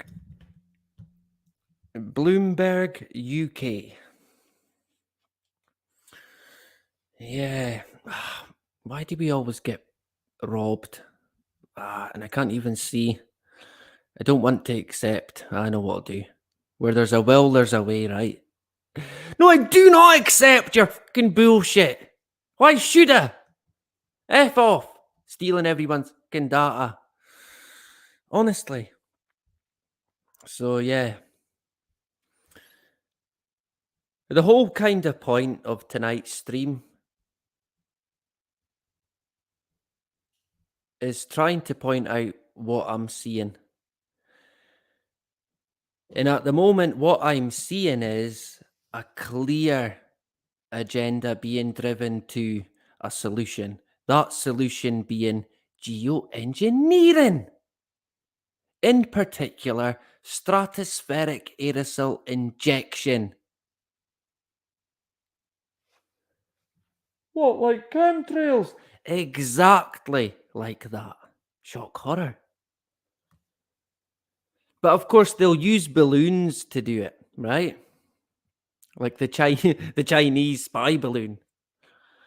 Oh, man. It's quite funny as well. People always say, oh, it was a distraction. It was to distract people. Yeah, everything that they fucking do is a distraction. Everything that they do is. The whole lot, right? But when they continue to put forward certain agendas, there's clearly a motive at play. And I think in regards to the balloon situation, there's going to be more to come with that, even this year, right? So look out for it. But when it comes to this one, the geoengineering,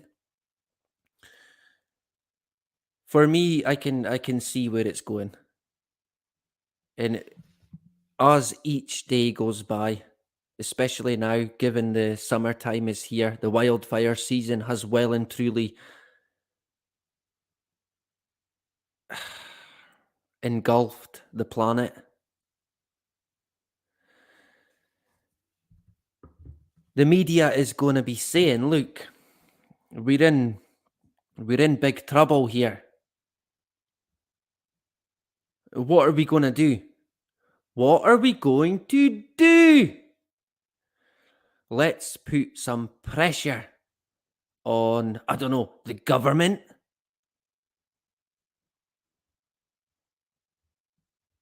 And in Canada, the entity that is Trudeau, I mean, where do you even begin with that fucking criminal? Has seemingly now got pressure on him. Right? Canada wildfires heat up climate change pressure on Trudeau. Yeah. The toxic smoke clouding North America isn't just driving home climate impacts, it's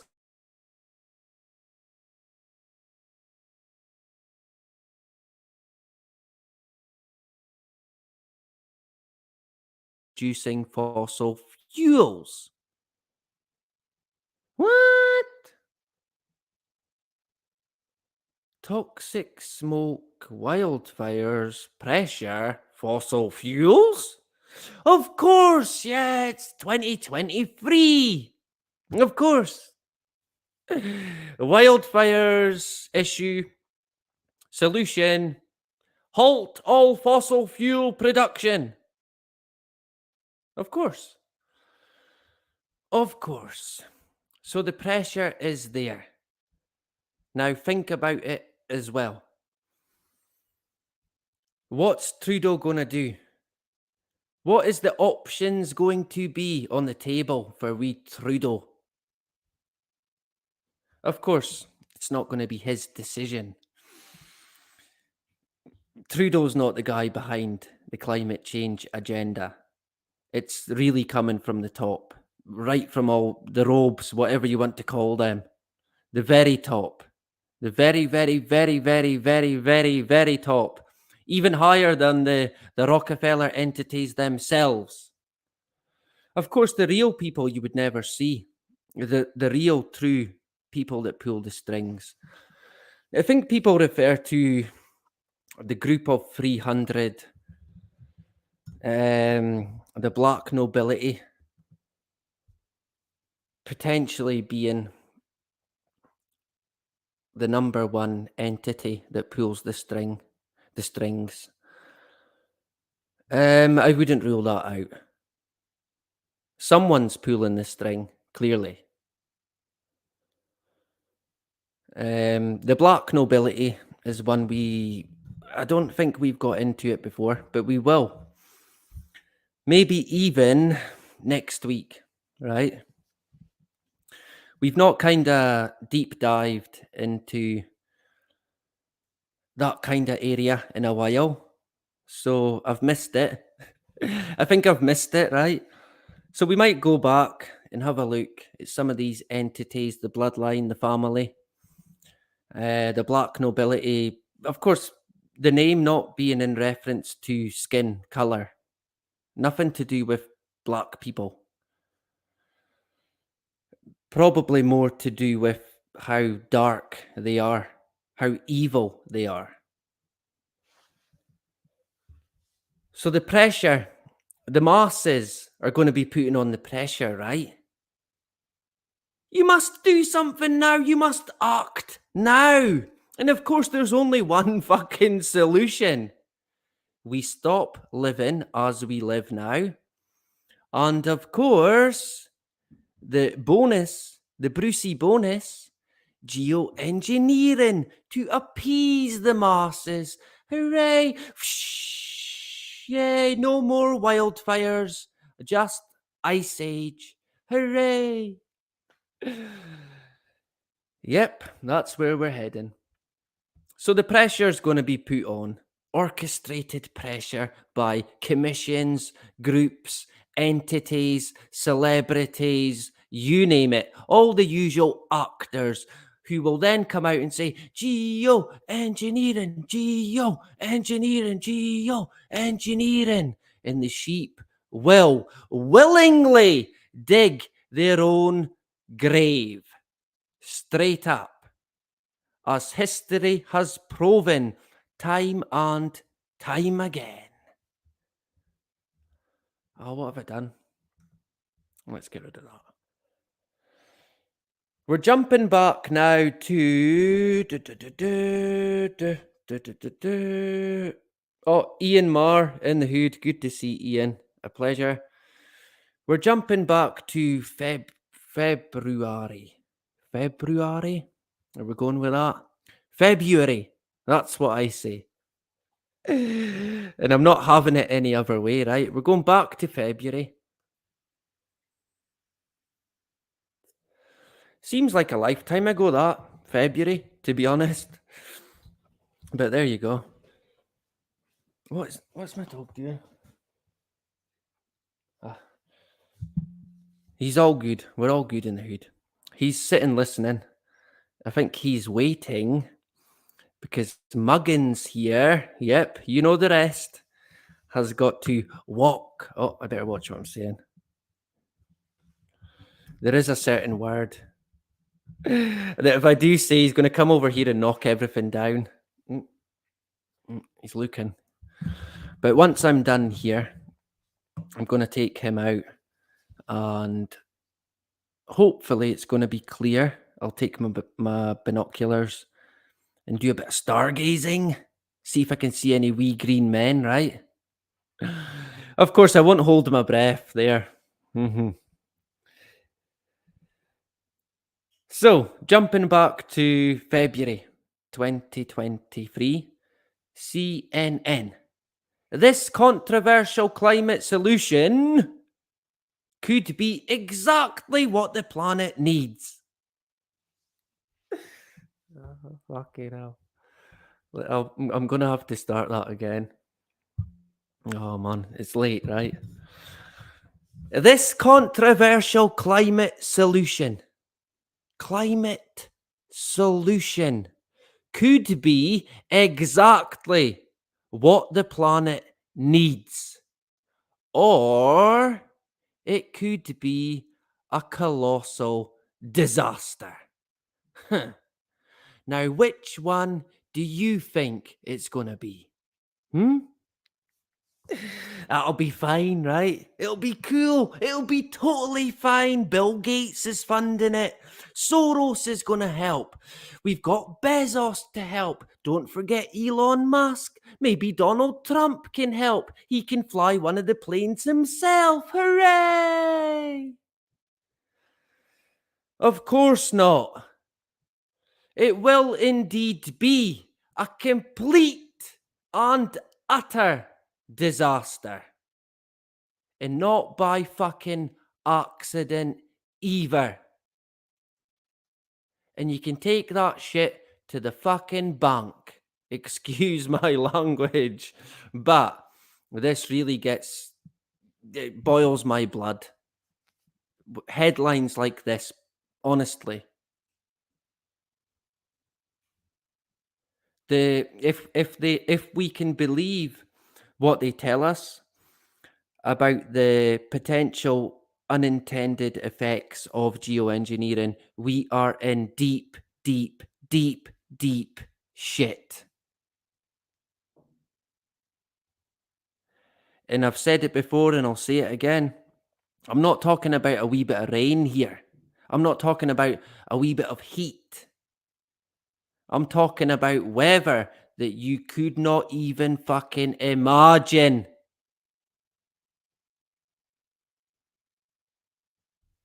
But of course, that would be the unintended consequences if there was, I don't know, a war or a pandemic to interrupt said geoengineering project, which would then trigger what they're calling a termination shock. That's when you will indeed see the true extent of their weather modification technology. And I dread to even imagine what it's going to be like. Going by what they've said, it will not be good. You're talking temperatures that would freeze a human to an ice cube. And they refer to these shocks as termination shocks, which is seemingly spoken about in a climate fiction novel.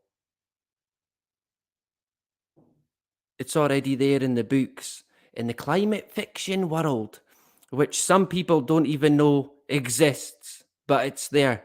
And I think the book actually came out in 2010. Boy, we're a lot closer to that book now than we ever were. And it won't be, in my own personal view, it won't be, none of it is going to be natural. From what I can already gather, they've got the technology there waiting. They've probably trialed it somewhere on a poor bloody unsuspecting village somewhere that nobody knows about. And either burnt them to a crisp or froze them to a point of shattering.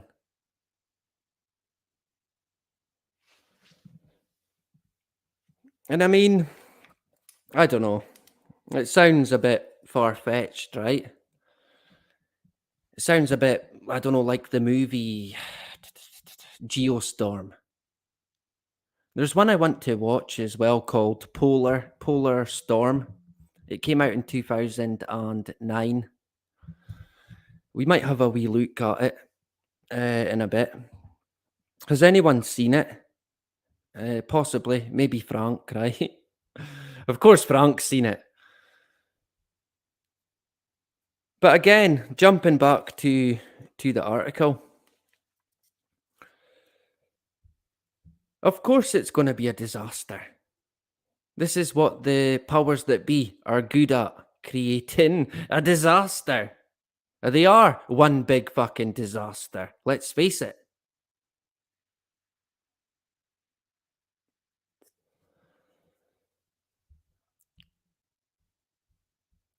So that they do talk about the startup company make sunsets. I mean, honest to God, we've covered that before. It's only the beginning. There's going to be more. There's going to be a lot more.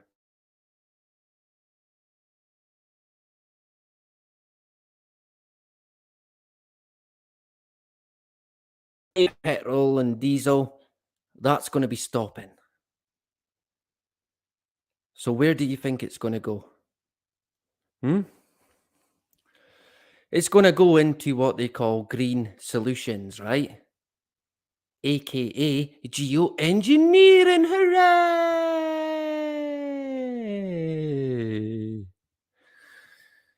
Yeah. If we jump to May the 2nd, 2023, Yahoo News, Yahoo! A vintage warplane is scouting for clues. Oh, fucking hell. Oh, man. Contain yourself. A vintage warplane is scouting for clues that geoengineering could actually work. Huh.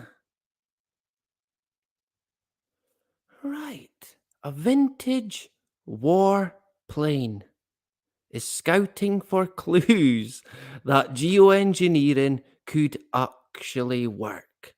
Well, I thought they already knew that it was going to work, right? The volcano, remember?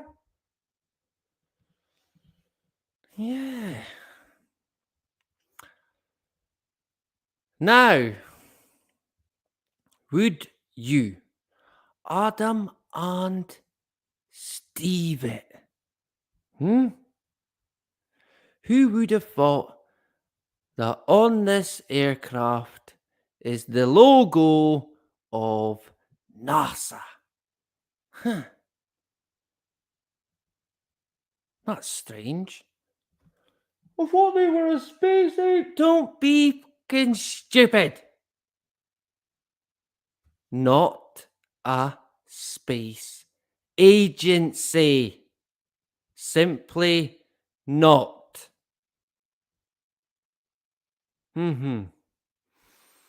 What a surprise, eh?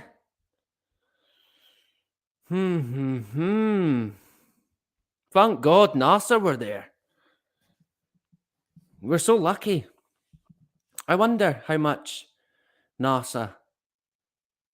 involvement NASA have actually got with climate change. A lot would be my guess, put it that way. As most of you will know, that does not come as a surprise to me. In fact, it makes total sense, right? So let's have a wee look here. Let's see what's being said.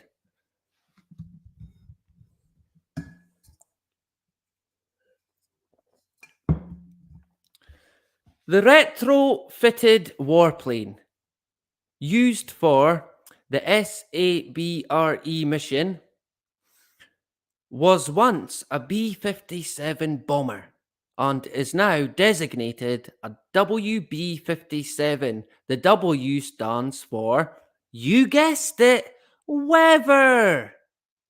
Huh. Right. I think we'll remember that one, actually. Solar geoengineering is a controversial proposed strategy to block sunlight from reaching Earth in order to slow down climate change. Oh, man. Okay, right, sure. One of the leading geoengineering ideas, right? It's just a crazy idea they've got, involves adding reflective particles to the stratosphere. What, like chemtrail? No, not them. No, don't be silly. That's a conspiracy theory. This is different, right? Of course it is. So one of the leading geoengineering ideas involves adding reflective particles to the stratosphere. But before humanity makes any more big changes to our atmosphere, it would probably be a good idea to try to understand it. What? So we don't know anything about the atmosphere? No? What have they been doing? I don't know. I don't know what they've been doing.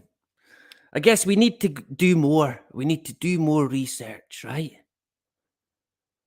Yeah.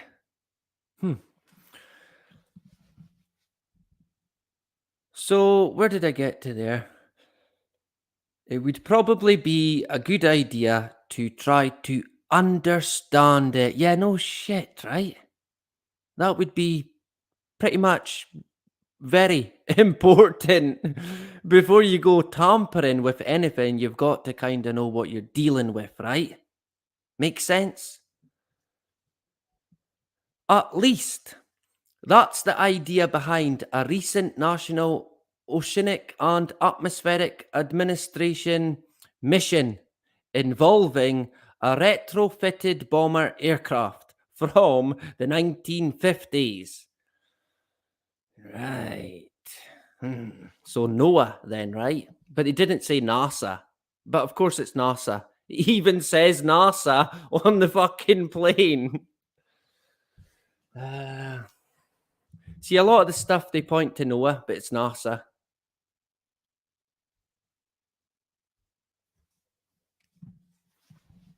On March 27th, NOAA concluded the first leg of what they're calling stratospheric aerosol process budget and radiative effects. I think we'll take note of that, and we'll look at this report if we can get it when it comes out, right? Through the mission, the agency aims to make a dent in the dearth of data we have on Earth's stratosphere in hopes of resolving some big lingering mysteries. Oh, me. Right. For one, federal researchers want to get a better idea of how much rocket launches alter the stratosphere. Yeah, that's quite a good question, right? Should that not have been a question they asked, I don't know, about 60 fucking years ago?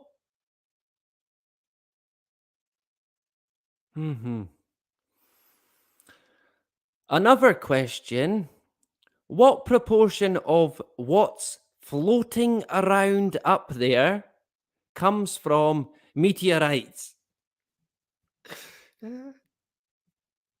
Fucking hell. Okay, yeah, that's a serious question. I was thinking that question as well. Yeah, how much of that's from meteorites? None of it is my guess. Man, that's an important question, that one, right? I mean, that's not the questions we should even be asking here. It's so typical. I mean, the rocket question, yeah. But you're a bit late with that, I'm afraid. Starlink, NASA, OneWeb. I mean, how many people are firing rockets into the bloody atmosphere today? I think even India put a guy into the sky, at least. I mean, India. Talk about priorities, right? Yeah. So where did I get to there? What proportion? Right, yeah, of course, yeah. How are worsening wildfires changing things? Yeah. Interesting question, that, right? We'll take note of that one. Then there's an even bigger overarching puzzle. NOAA is trying to find out, one way or the other, if deeply controversial proposals to geoengineer the atmosphere are a good idea or not. I wonder. When have they ever had a good idea? Anybody?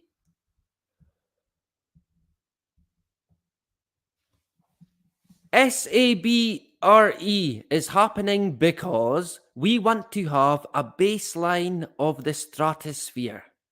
Right. Gregory Frost. Oh, fuck no. No. Oh, no, don't. Just don't. Gregory Frost. Or Jack Frost, right? Yeah, Jack Frost. Man. Gregory Frost, Inspector Frost. Hey, I'm immature, right? The guy's name being Frost is enough for me. Is enough to set me off, right? So Gregory Frost, right? A NOAA atmospheric and climate scientist. One of them, right? And program manager, of course. Computer modeling program manager, probably. Told Gizmodo in March in a March phone call from the moon, the last time there was a large federally funded campaign to assess the upper atmosphere was about 20 years ago. What? What have they been doing? Right? I mean, come on. Frost explained in the interim, there have been lower resolution satellite observations, quote, but they're not very specific, he added. Yeah, they're terrible, hopeless, useless. Because, well, in my own view, because they're not in space. That's why. They don't get quite the detail you would expect them to get. In fact, there's very limited with the amount of satellites that can actually collect in time, real-time data. And going by what they say, I think America are about the only country that have got one. And they rent it out to whoever wants it, whatever lodge is willing to pay, however much it cost. Hey, if you had the money, you could probably hire it yourself. Maybe not a bad idea, right? I think at the moment it's Ukraine that's got it. Yeah. Because Ukraine against Russia. Or is it NATO against Russia? I don't know. I've lost track. Anybody's guess these days what's going on. Quote, it's been a long time since we wanted. No, sorry. It's been a long time, so we wanted to go back. Technology is improved. Huh? And our instruments are a lot better.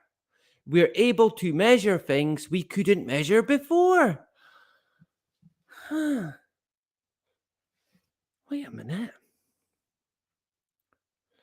That can't be right. Technology has improved.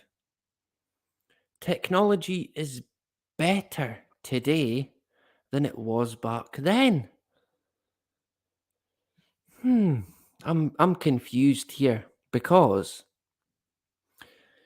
going by what NASA tell you, technology's got worse. And we can't go back to the technology we had back then. It was better back then. Remember? We went to the moon. Of course we did. Right? And I read a comment the other day. Just on that, on the moon. Someone had said, oh, if you look at the video from Nixon, was it Nixon? President Nixon talking to Neil Armstrong on the moon, or Buzz and Neil on the moon, the phone box on the moon, right? You know the one I'm talking about, the Bill and Ted phone box. Of course, yeah. If you look at that video, there is video footage of it. And he pointed out how Nixon is sitting in the White House office, or an office in the White House. And on the wall behind him is a photo of Earth from the moon. And I thought, surely not, right? Surely not. I mean, I never knew that. I never noticed that before. So I looked back on it, and sure as hell, there it is, a photo of the Earth from the moon. But what I would imagine has happened there is it's actually seemingly meant to be. It won't be, but what they would probably claim is the photo is from Apollo 9, where, or was it Apollo 10? Apollo 10, I think, or 9, where they went seemingly to the moon and they released the lunar lander module which, I mean, if you look at the test flight, Armstrong had to eject. I mean, it was a death trap. No one would want to fly it. Honest to God. Never mind flying it in fucking space. So Armstrong flew it, I think, one time, had to eject, but it still went ahead, right? Oh, it's fine. Totally fine. So in Apollo 10, seemingly what they done is actually release the lunar lander, but it never landed on the moon. That's what they're saying anyway. So I reckon they would say, well, the photos from Apollo 9 or Apollo 10. And again, in Apollo 10, if you can say it, in Apollo 10, they had no issues whatsoever with the LEM, as they call it. It was a complete success. Not a glitch, hitch, or anything to worry about. And then on Apollo 11, yep, same again, a complete success. Not a glitch, not a worry in the world. And I mean, if you buy that, I don't know, you'd probably buy anything, to be honest. When you look at the footage of the LEM leaving the mother capsule, it's clearly attached to some form of wire or machine where it's being turned and moved. It's clearly connected to something. It's not moving on its own ability. No way. And the footage you get from it is very shady, very minimal. You don't see very much at all. And of course, that's not by accident, of course. We might get into that a wee bit more. But some of you, I'm unsure if you know, some of you might want to look into it. If you look at the video, what I could see is there was a photo on the wall of the Earth from the moon.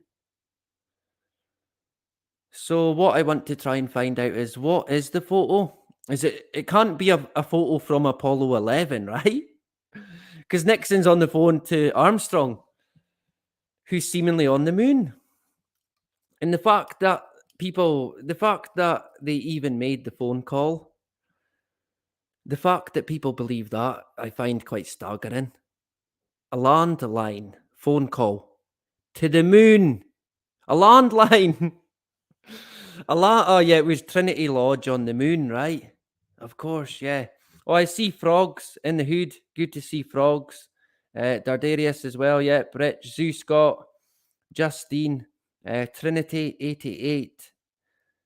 Fantastic. We're still going. We're not far away now, to be honest.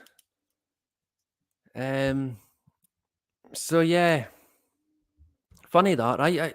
I for the life of me, how could technology? How could technology get better? I mean, NASA, the guy at NASA, he must have been lying. Shock horror. What turn for the books that is, right? And look at the photo here as well. They talk about right in your face, right? Wait a sec.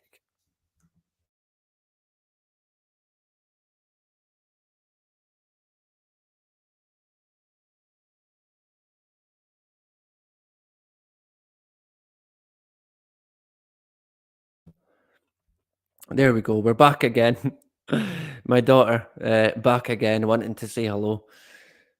So yeah, talk about right in front of your face, man. Oh, what is that? I mean, what is that? A stock photo of the sky? Yeah, with a big fucking chemtrail in it. Oh man. Oh yeah, that'll be a contrail though, right? I mean, you could not make it up. Honest to God. And that there, if you ever wanted a photo that said 1,000 words, there you go. There you go. And if you ever wondered who the biggest entity behind climate change is, it's them. Look no further than NASA. That is at least my personal view. Oh, and to add a wee bit more to that, NASA unveils X-plane. They hope will save the Earth. Hooray! Fear not, NASA's here to save the planet. I thought they were a space. Don't be fucking stupid. Space agency.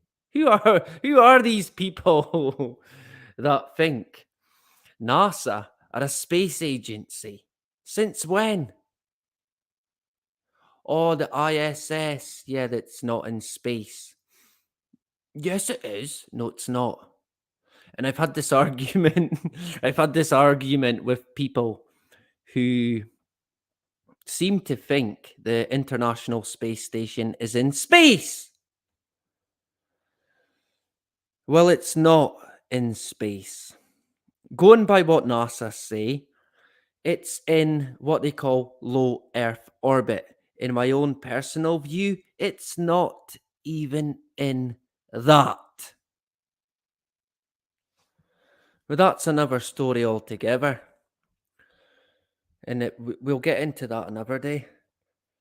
But yeah, I mean, hallelujah, right? Champagne! Celebrate good times, come on! We can all sit down, it's cool, there's nothing to worry about. NASA's here, and they've got a super duper X-plane. And it's gonna save the Earth. Look at this fancy super duper aircraft, right? So what is it then? Well, NASA, not a space agency, and Boeing, of course, yeah, Boeing, we can't forget them guys, right? Have unveiled the plane they hope will save the Earth. Hooray! I mean, a plane that's going to save the Earth, right? Whatever happened to a superhero? Nah, a plane, of course. The aim is for the experimental aircraft to help reach a net zero aviation emissions goal by 2050 in the US. Ah, the Holy Grail. The Holy Grail plane. Zero emissions. Yeah. I wonder who's going to get to fly on the carbon credit plane. It won't be fucking me. That's for sure. And it probably won't be you either. This will be for the super duper, the 1%, I'd imagine, right? A carbon free aircraft. Yeah. So what are they calling it again? X66A.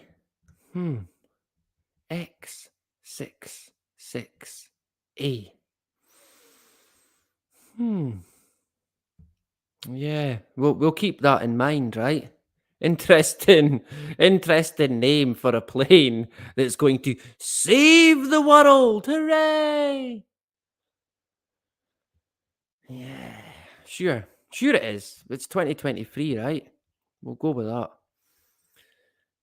Quote, at NASA, our eyes are not just focused on stars. Since when? Said NASA Administrator Bill Nelson. You know, Bill Nelson's the guy who's like, he's got the voice that's like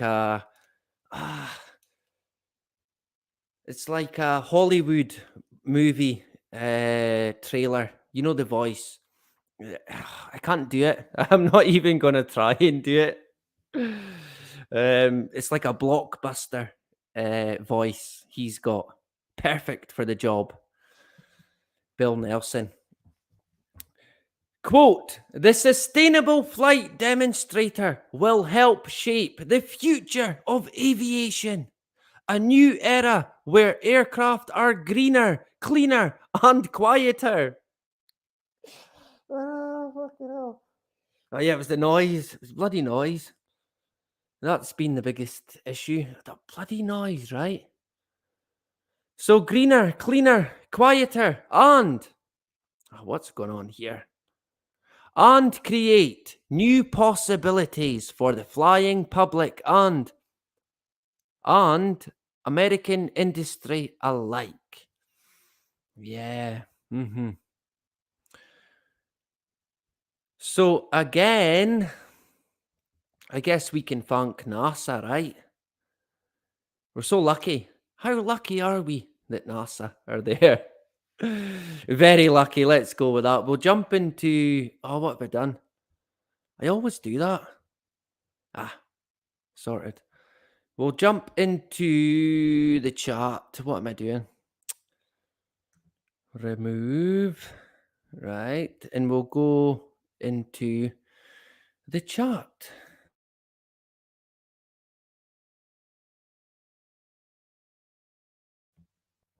If I can work it. We've had quite a lot of comments. So thank you very much. We was almost at 666. So quite scary. I don't know if I've said this before. I think I maybe did mention it. But when I was about 16-year-old, I was wanting to join the military. And I was a bit unsure with what I was going to do with my life. And I thought, yeah, why not? I'm at a loose end anyway. So I thought, yeah, I'll join the army. I'll join the army and I'll get what I can from it, from the military, and hopefully then get a good job back in the land of civilian life, or civvy street as the military call it. So I think I'd done it must have been about 4 months at least, training that I went to down in a place called Catterick in England. This must have been, what would the year be?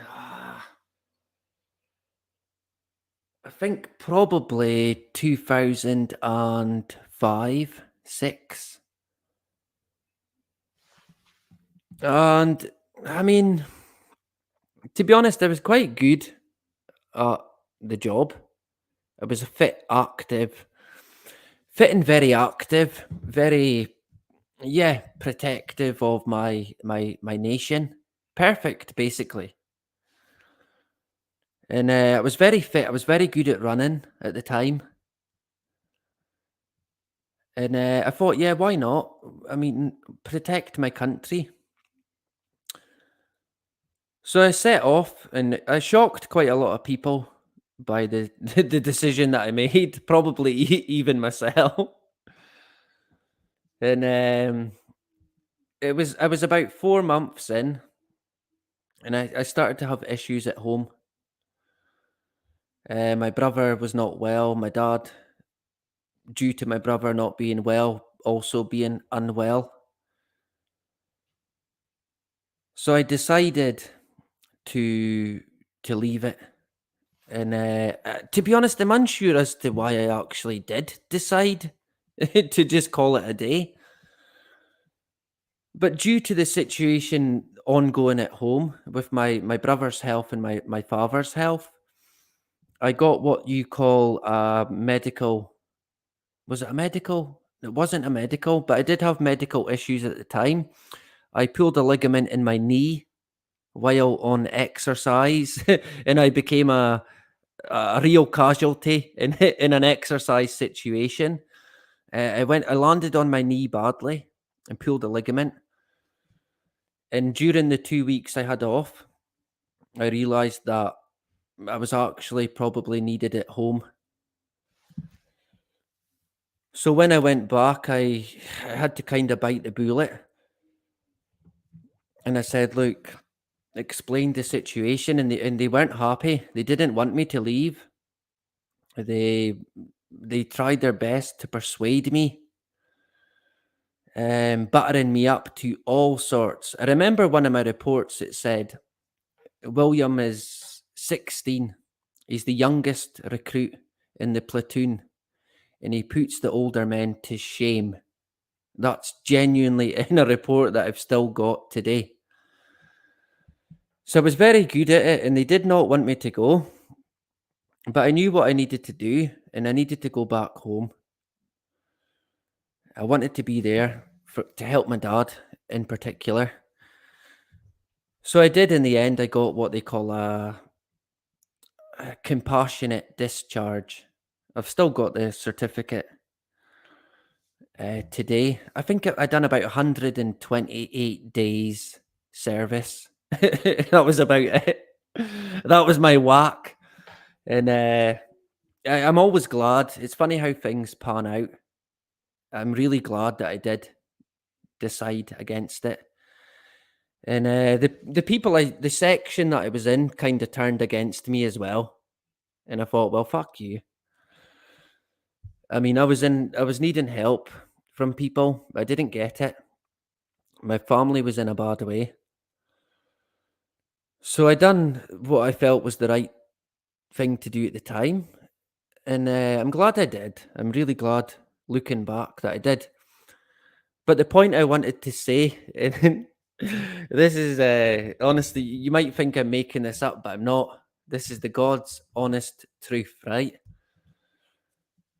When we began training with the live ammunition and the rifle, the SA-80, which I was quite good. I was quite a good shot as well. Seemingly people from this area are really good at shooting.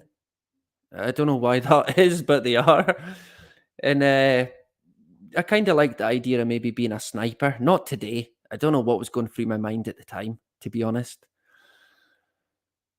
But I remember looking forward to getting my hands on the rifle, getting a good feel of it, getting to unleash it. And I got quite a shock when I got to the armory and we're all lined up and we went in and we're all getting issued a rifle. And guess what the number of my rifle was? Anybody want to take a guess? Oh man, you could probably guess. You'll probably guess, right?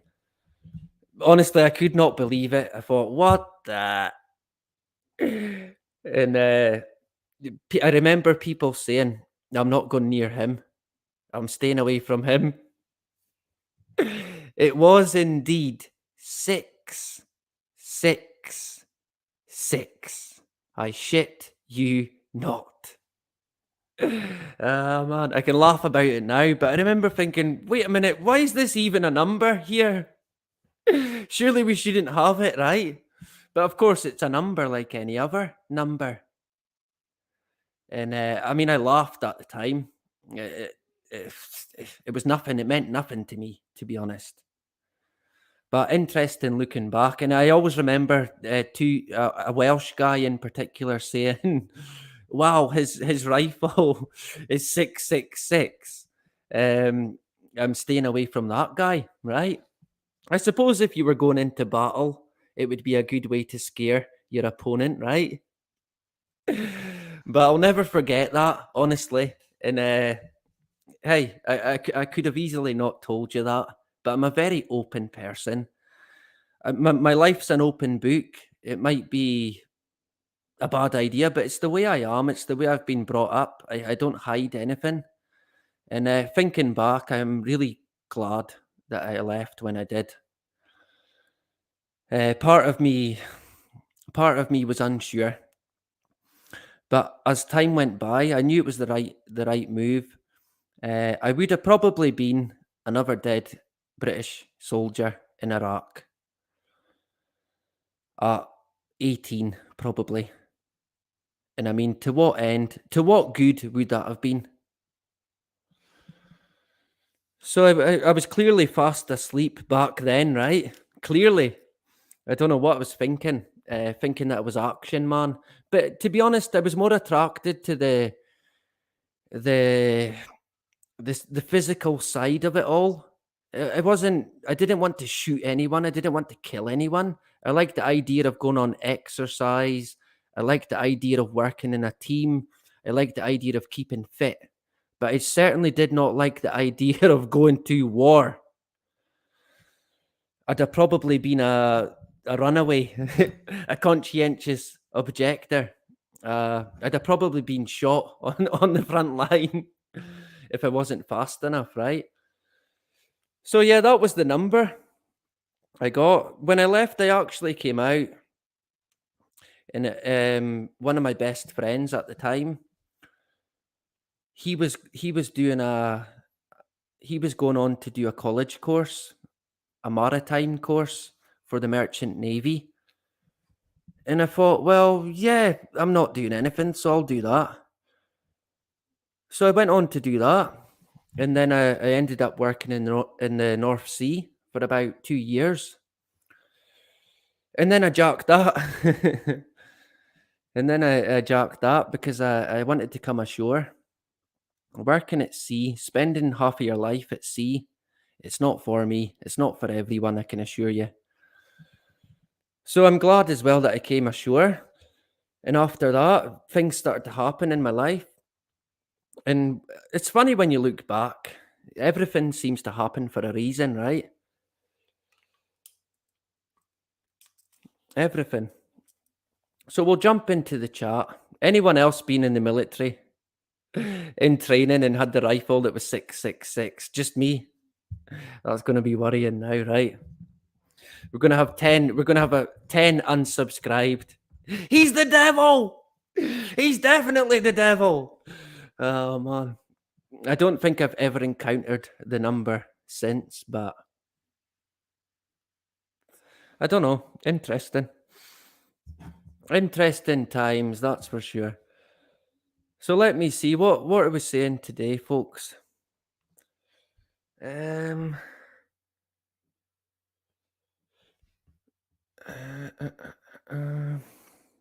What? When was this? Back in the day of Lincoln. Caused New York riots, killing 300 plus civilians. Anyone remember that? I think someone told me about that actually, not that long ago, funnily enough. That could be worth looking into, to be honest. Justine only paid 666 in school taxes. Yeah, well that's bad enough, right? Skip back. I'm staying away from her, right? Of course, yeah. It's similar to myself. It's one of these things, I guess. DJ in the Hood as well. My Scottish brother from Bonnie Loch Ness or Inverness. We'll go with that, right? Inverness. I know and even work with a few ex-army lads. I find their sense of brotherhood for each other is something we normies have lost. Yeah, I see what you mean there. Yeah, there is a great sense of no one gets left behind. Every man looks out for the next man.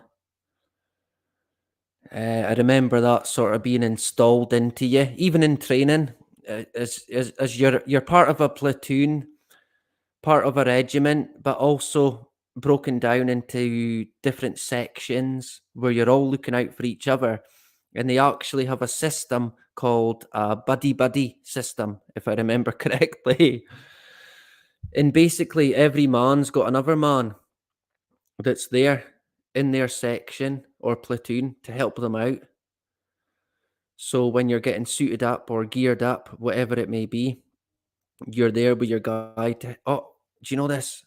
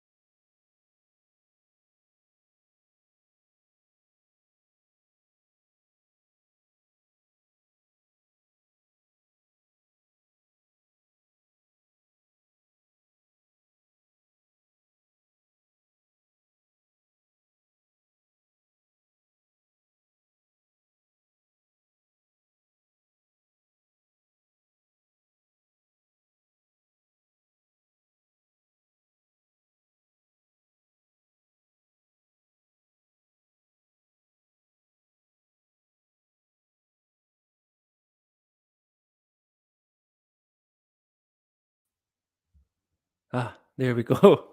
We should be back again, right?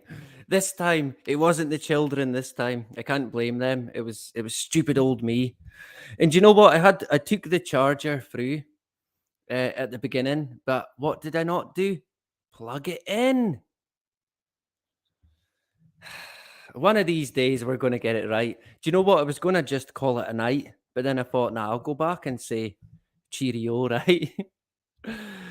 So I'm back again, and we'll say cheerio. But yeah, you're right, DJ, with what you said. We could do with a wee bit more community get together. We're going to need that definitely. There could be dark days ahead. Or there already is clearly for some people that are being smoked out. I think there is actually a wildfire up beside DJ at the moment. I don't know if it's still going, but seemingly it was quite big. And we're only in June, so was I in? I wasn't going to be the Black Watch. I was going to be the Highlanders, which is actually they don't exist anymore, pretty much. Around about a year or two after I left the training, every regiment in Scotland amalgamated. So now it's the Regiment of Scotland, I believe. But the Highlanders was an amalgamation of regiments as well, which included, I think, the Camerons, the Gordons, and possibly the Highlanders. I'm unsure. But the Black Watch is it got quite a bad name, to be honest. I remember when I was there, they were quite mental, the Black Watch people. A lot of them being Glaswegian and a bit mad, to be honest. But for me, it would have been the Highlander division. I was very big on the Highlander history. I felt connected to it. So if I did join up after training, I would have been sent to the Highlanders 51st Battalion, and my first port of call would have been a place called Fallenbostel in Germany, where I would have done warrior training. And after about a year, that would have been me. I would have been in Iraq or Afghanistan. And yeah, who knows, right? I did have a friend. I'm saying I did now. I had a friend, his name was Sean Winton. Just a wee lad. Not even about 5 feet maybe. And he was a great young lad. Honestly. He kind of grew up beside me. He joined the army a few years after me, and he ended up doing what I would have done. He went to Iraq and he went to Afghanistan. He killed people. He killed people. He's seen people get killed. He's seen his friends, his comrades get killed. And I can tell you now, when he came back, he was not the same guy. He was a shell, a shadow, a ghost of the person that he once was. And it was fucking heartbreaking to see. And unfortunately, the guy committed suicide. I think only last year or the year before, and devastated his family. But he couldn't adapt to life after what he went through. And I'm glad that I done what I did and I left when I did, because that would have probably been me. I would have either never left the army or left and been unable to readjust. And it's heartbreaking. I know his mother struggles quite a lot today. And of course, Sean won't be alone. There'll be millions, probably hundreds of thousands of these people, soldiers, who went to fight for what they believe is right, come back to be treated like like rubbish, basically. And they can't live with what they go through in war. The effects of it, no matter who you are, it'll get you. Post-traumatic stress. It's quite sad. So that was wee Sean. I'll never forget his wee smile, honestly. Such a great lad. If there's a heaven, then Sean will be there. Certainly. So on that note, I'm going to see if I can find a tune, right? When am I going to be back? Let me think. I'm going to have a bit more time, so that might please a few people. It might annoy most people. He's back again. So I might jump on tomorrow, right? At some point. So look out for it. We'll jump in the chat and we'll say cheerio. Dardarius, thank you very much for joining. Can Scotland separate itself? I doubt it very much, to be honest. It's rooted here. Scotland is like the home of these entities. It's in history. So, I don't know. There is hope yet. There's certainly hope. Can we get there? Time will tell, right? We're still here, so we'll keep going. Justine, an absolute pleasure. I hope you're doing well. I send my love to you and your family. Thank you very much. Robert as well. Thank you very much for joining tonight, Robert. Good man. Dardarius. Oh, Jack Russell. A pleasure to see you tonight. The Earl of Stair. A pleasure as well. Thank you very much for engaging tonight. Zeus Scott. Always a pleasure to see you. Did I miss someone there? I thought I did. Well, Clan Gun as well, who's been here since the very beginning, I think. So he knows the score. All right. Thank you, Clan Gun, for joining tonight. Jack Russell, Zeus Scott, Justine, Hazdak as well. A pleasure to see you. Great stuff. Pink Floyd, yeah, definitely. Frank the Tank, always a pleasure. Not the same without Frank, so I appreciate you joining tonight. And likewise, it's a duck. A pleasure to see you. Do I have to go? Oh, I do not consent. A pleasure to see you as well. Yeah, a sheep farm. That's the best way. I mean, they're not called the sheeple for no reason, right? Yeah, pretty clear. So yeah, what I'll do is I'll let everyone get off. Katie Kane as well. Thank you very much for joining. Trinity88, thank you very much. It's a pleasure. I'm always very grateful for people's time. So thank you. Like I said, I will be about tomorrow, hopefully. It could be a bit out of the blue. So look out for it, right? And thank you very much to Sensum for the what do you call it again? Oh man, the super chat. I've got it here. It stays in a certain box. So thank you very much. For some reason, it's not. Ah, there it goes. I appreciate that. I'm very grateful. And I'll look out for you streaming in the next, I don't know, 20 minutes maybe. Look out for it, right? So, did I miss anyone else quickly before I shoot off? We the sheeple, yeah. Yep, that's it. We the sheeple. And Darius, always a pleasure. So what I'll do is I'll find a tune because I've still got to take my dog out. People are going to be saying again, there's that crazy guy walking his dog. What, at this time? Yeah. What has he been doing all night?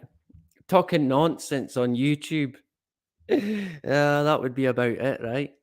So thank you very much. And what I'll do is will I play the tune that I played? Possibly. Yeah, we'll go with that.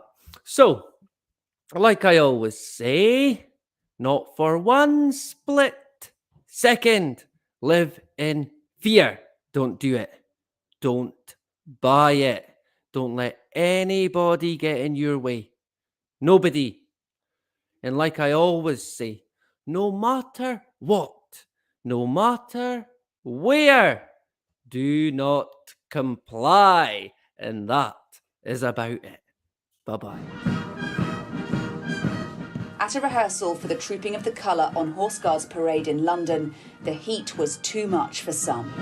Medical teams rushing to help as soldiers wearing bearskin hats struggled to cope with temperatures as they climbed towards 30 degrees. Prince William, inspecting the Welsh Guards on horseback, tweeted his thanks for those who had endured the difficult conditions.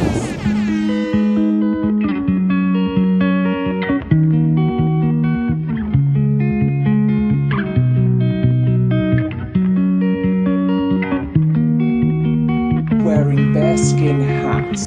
Sometimes all I think about is you. Late nights in the middle of June. Heat waves been faking me out. Can't make you happy or not. Sometimes all I think about is you. Late nights in the middle of June. Heat waves been faking me out. Can't make you happy or not. Usually I put something on TV, so we never think about you and me. Today I see our reflections clearly in Hollywood, laying on the screen. You just need a better life than this. You need something I can never give. Fake water all across the road. It's gone now, the night is calm, but sometimes all I think about is you. Late nights in the middle of June. Heat waves been faking me out. Can't make you happy or not. You can't fight and you can't breathe. You say something so loving, but now I gotta let you go. You'll be better off in someone new. I don't wanna be alone. You know it hurts me too. You look so broken when you cry. One more and then I say goodbye. Sometimes all I think about is you. Late nights in the middle of June. Heat waves been faking me out. Can't make you happy or not. Sometimes all I think about is you. Late nights in the middle of June. Heat waves been faking me out. Can't make you happy or not. I just wonder what you're dreaming of when you sleep and smile so comfortable. I just wish that I could give you that bedroom that's perfectly unsaid. Sometimes all I think about is you. Late nights in the middle of June. Heat waves been faking me out. Heat waves been faking me out. Extreme heat has caused widespread power outages. Sometimes all I think about is you. Late nights in the middle of June. Heat waves been faking me out. Can't make you happy or not. Sometimes all I think about is you. Late nights in the middle of June. Heat waves been faking me out. Can make you happier now. Extreme heat has caused widespread power outages.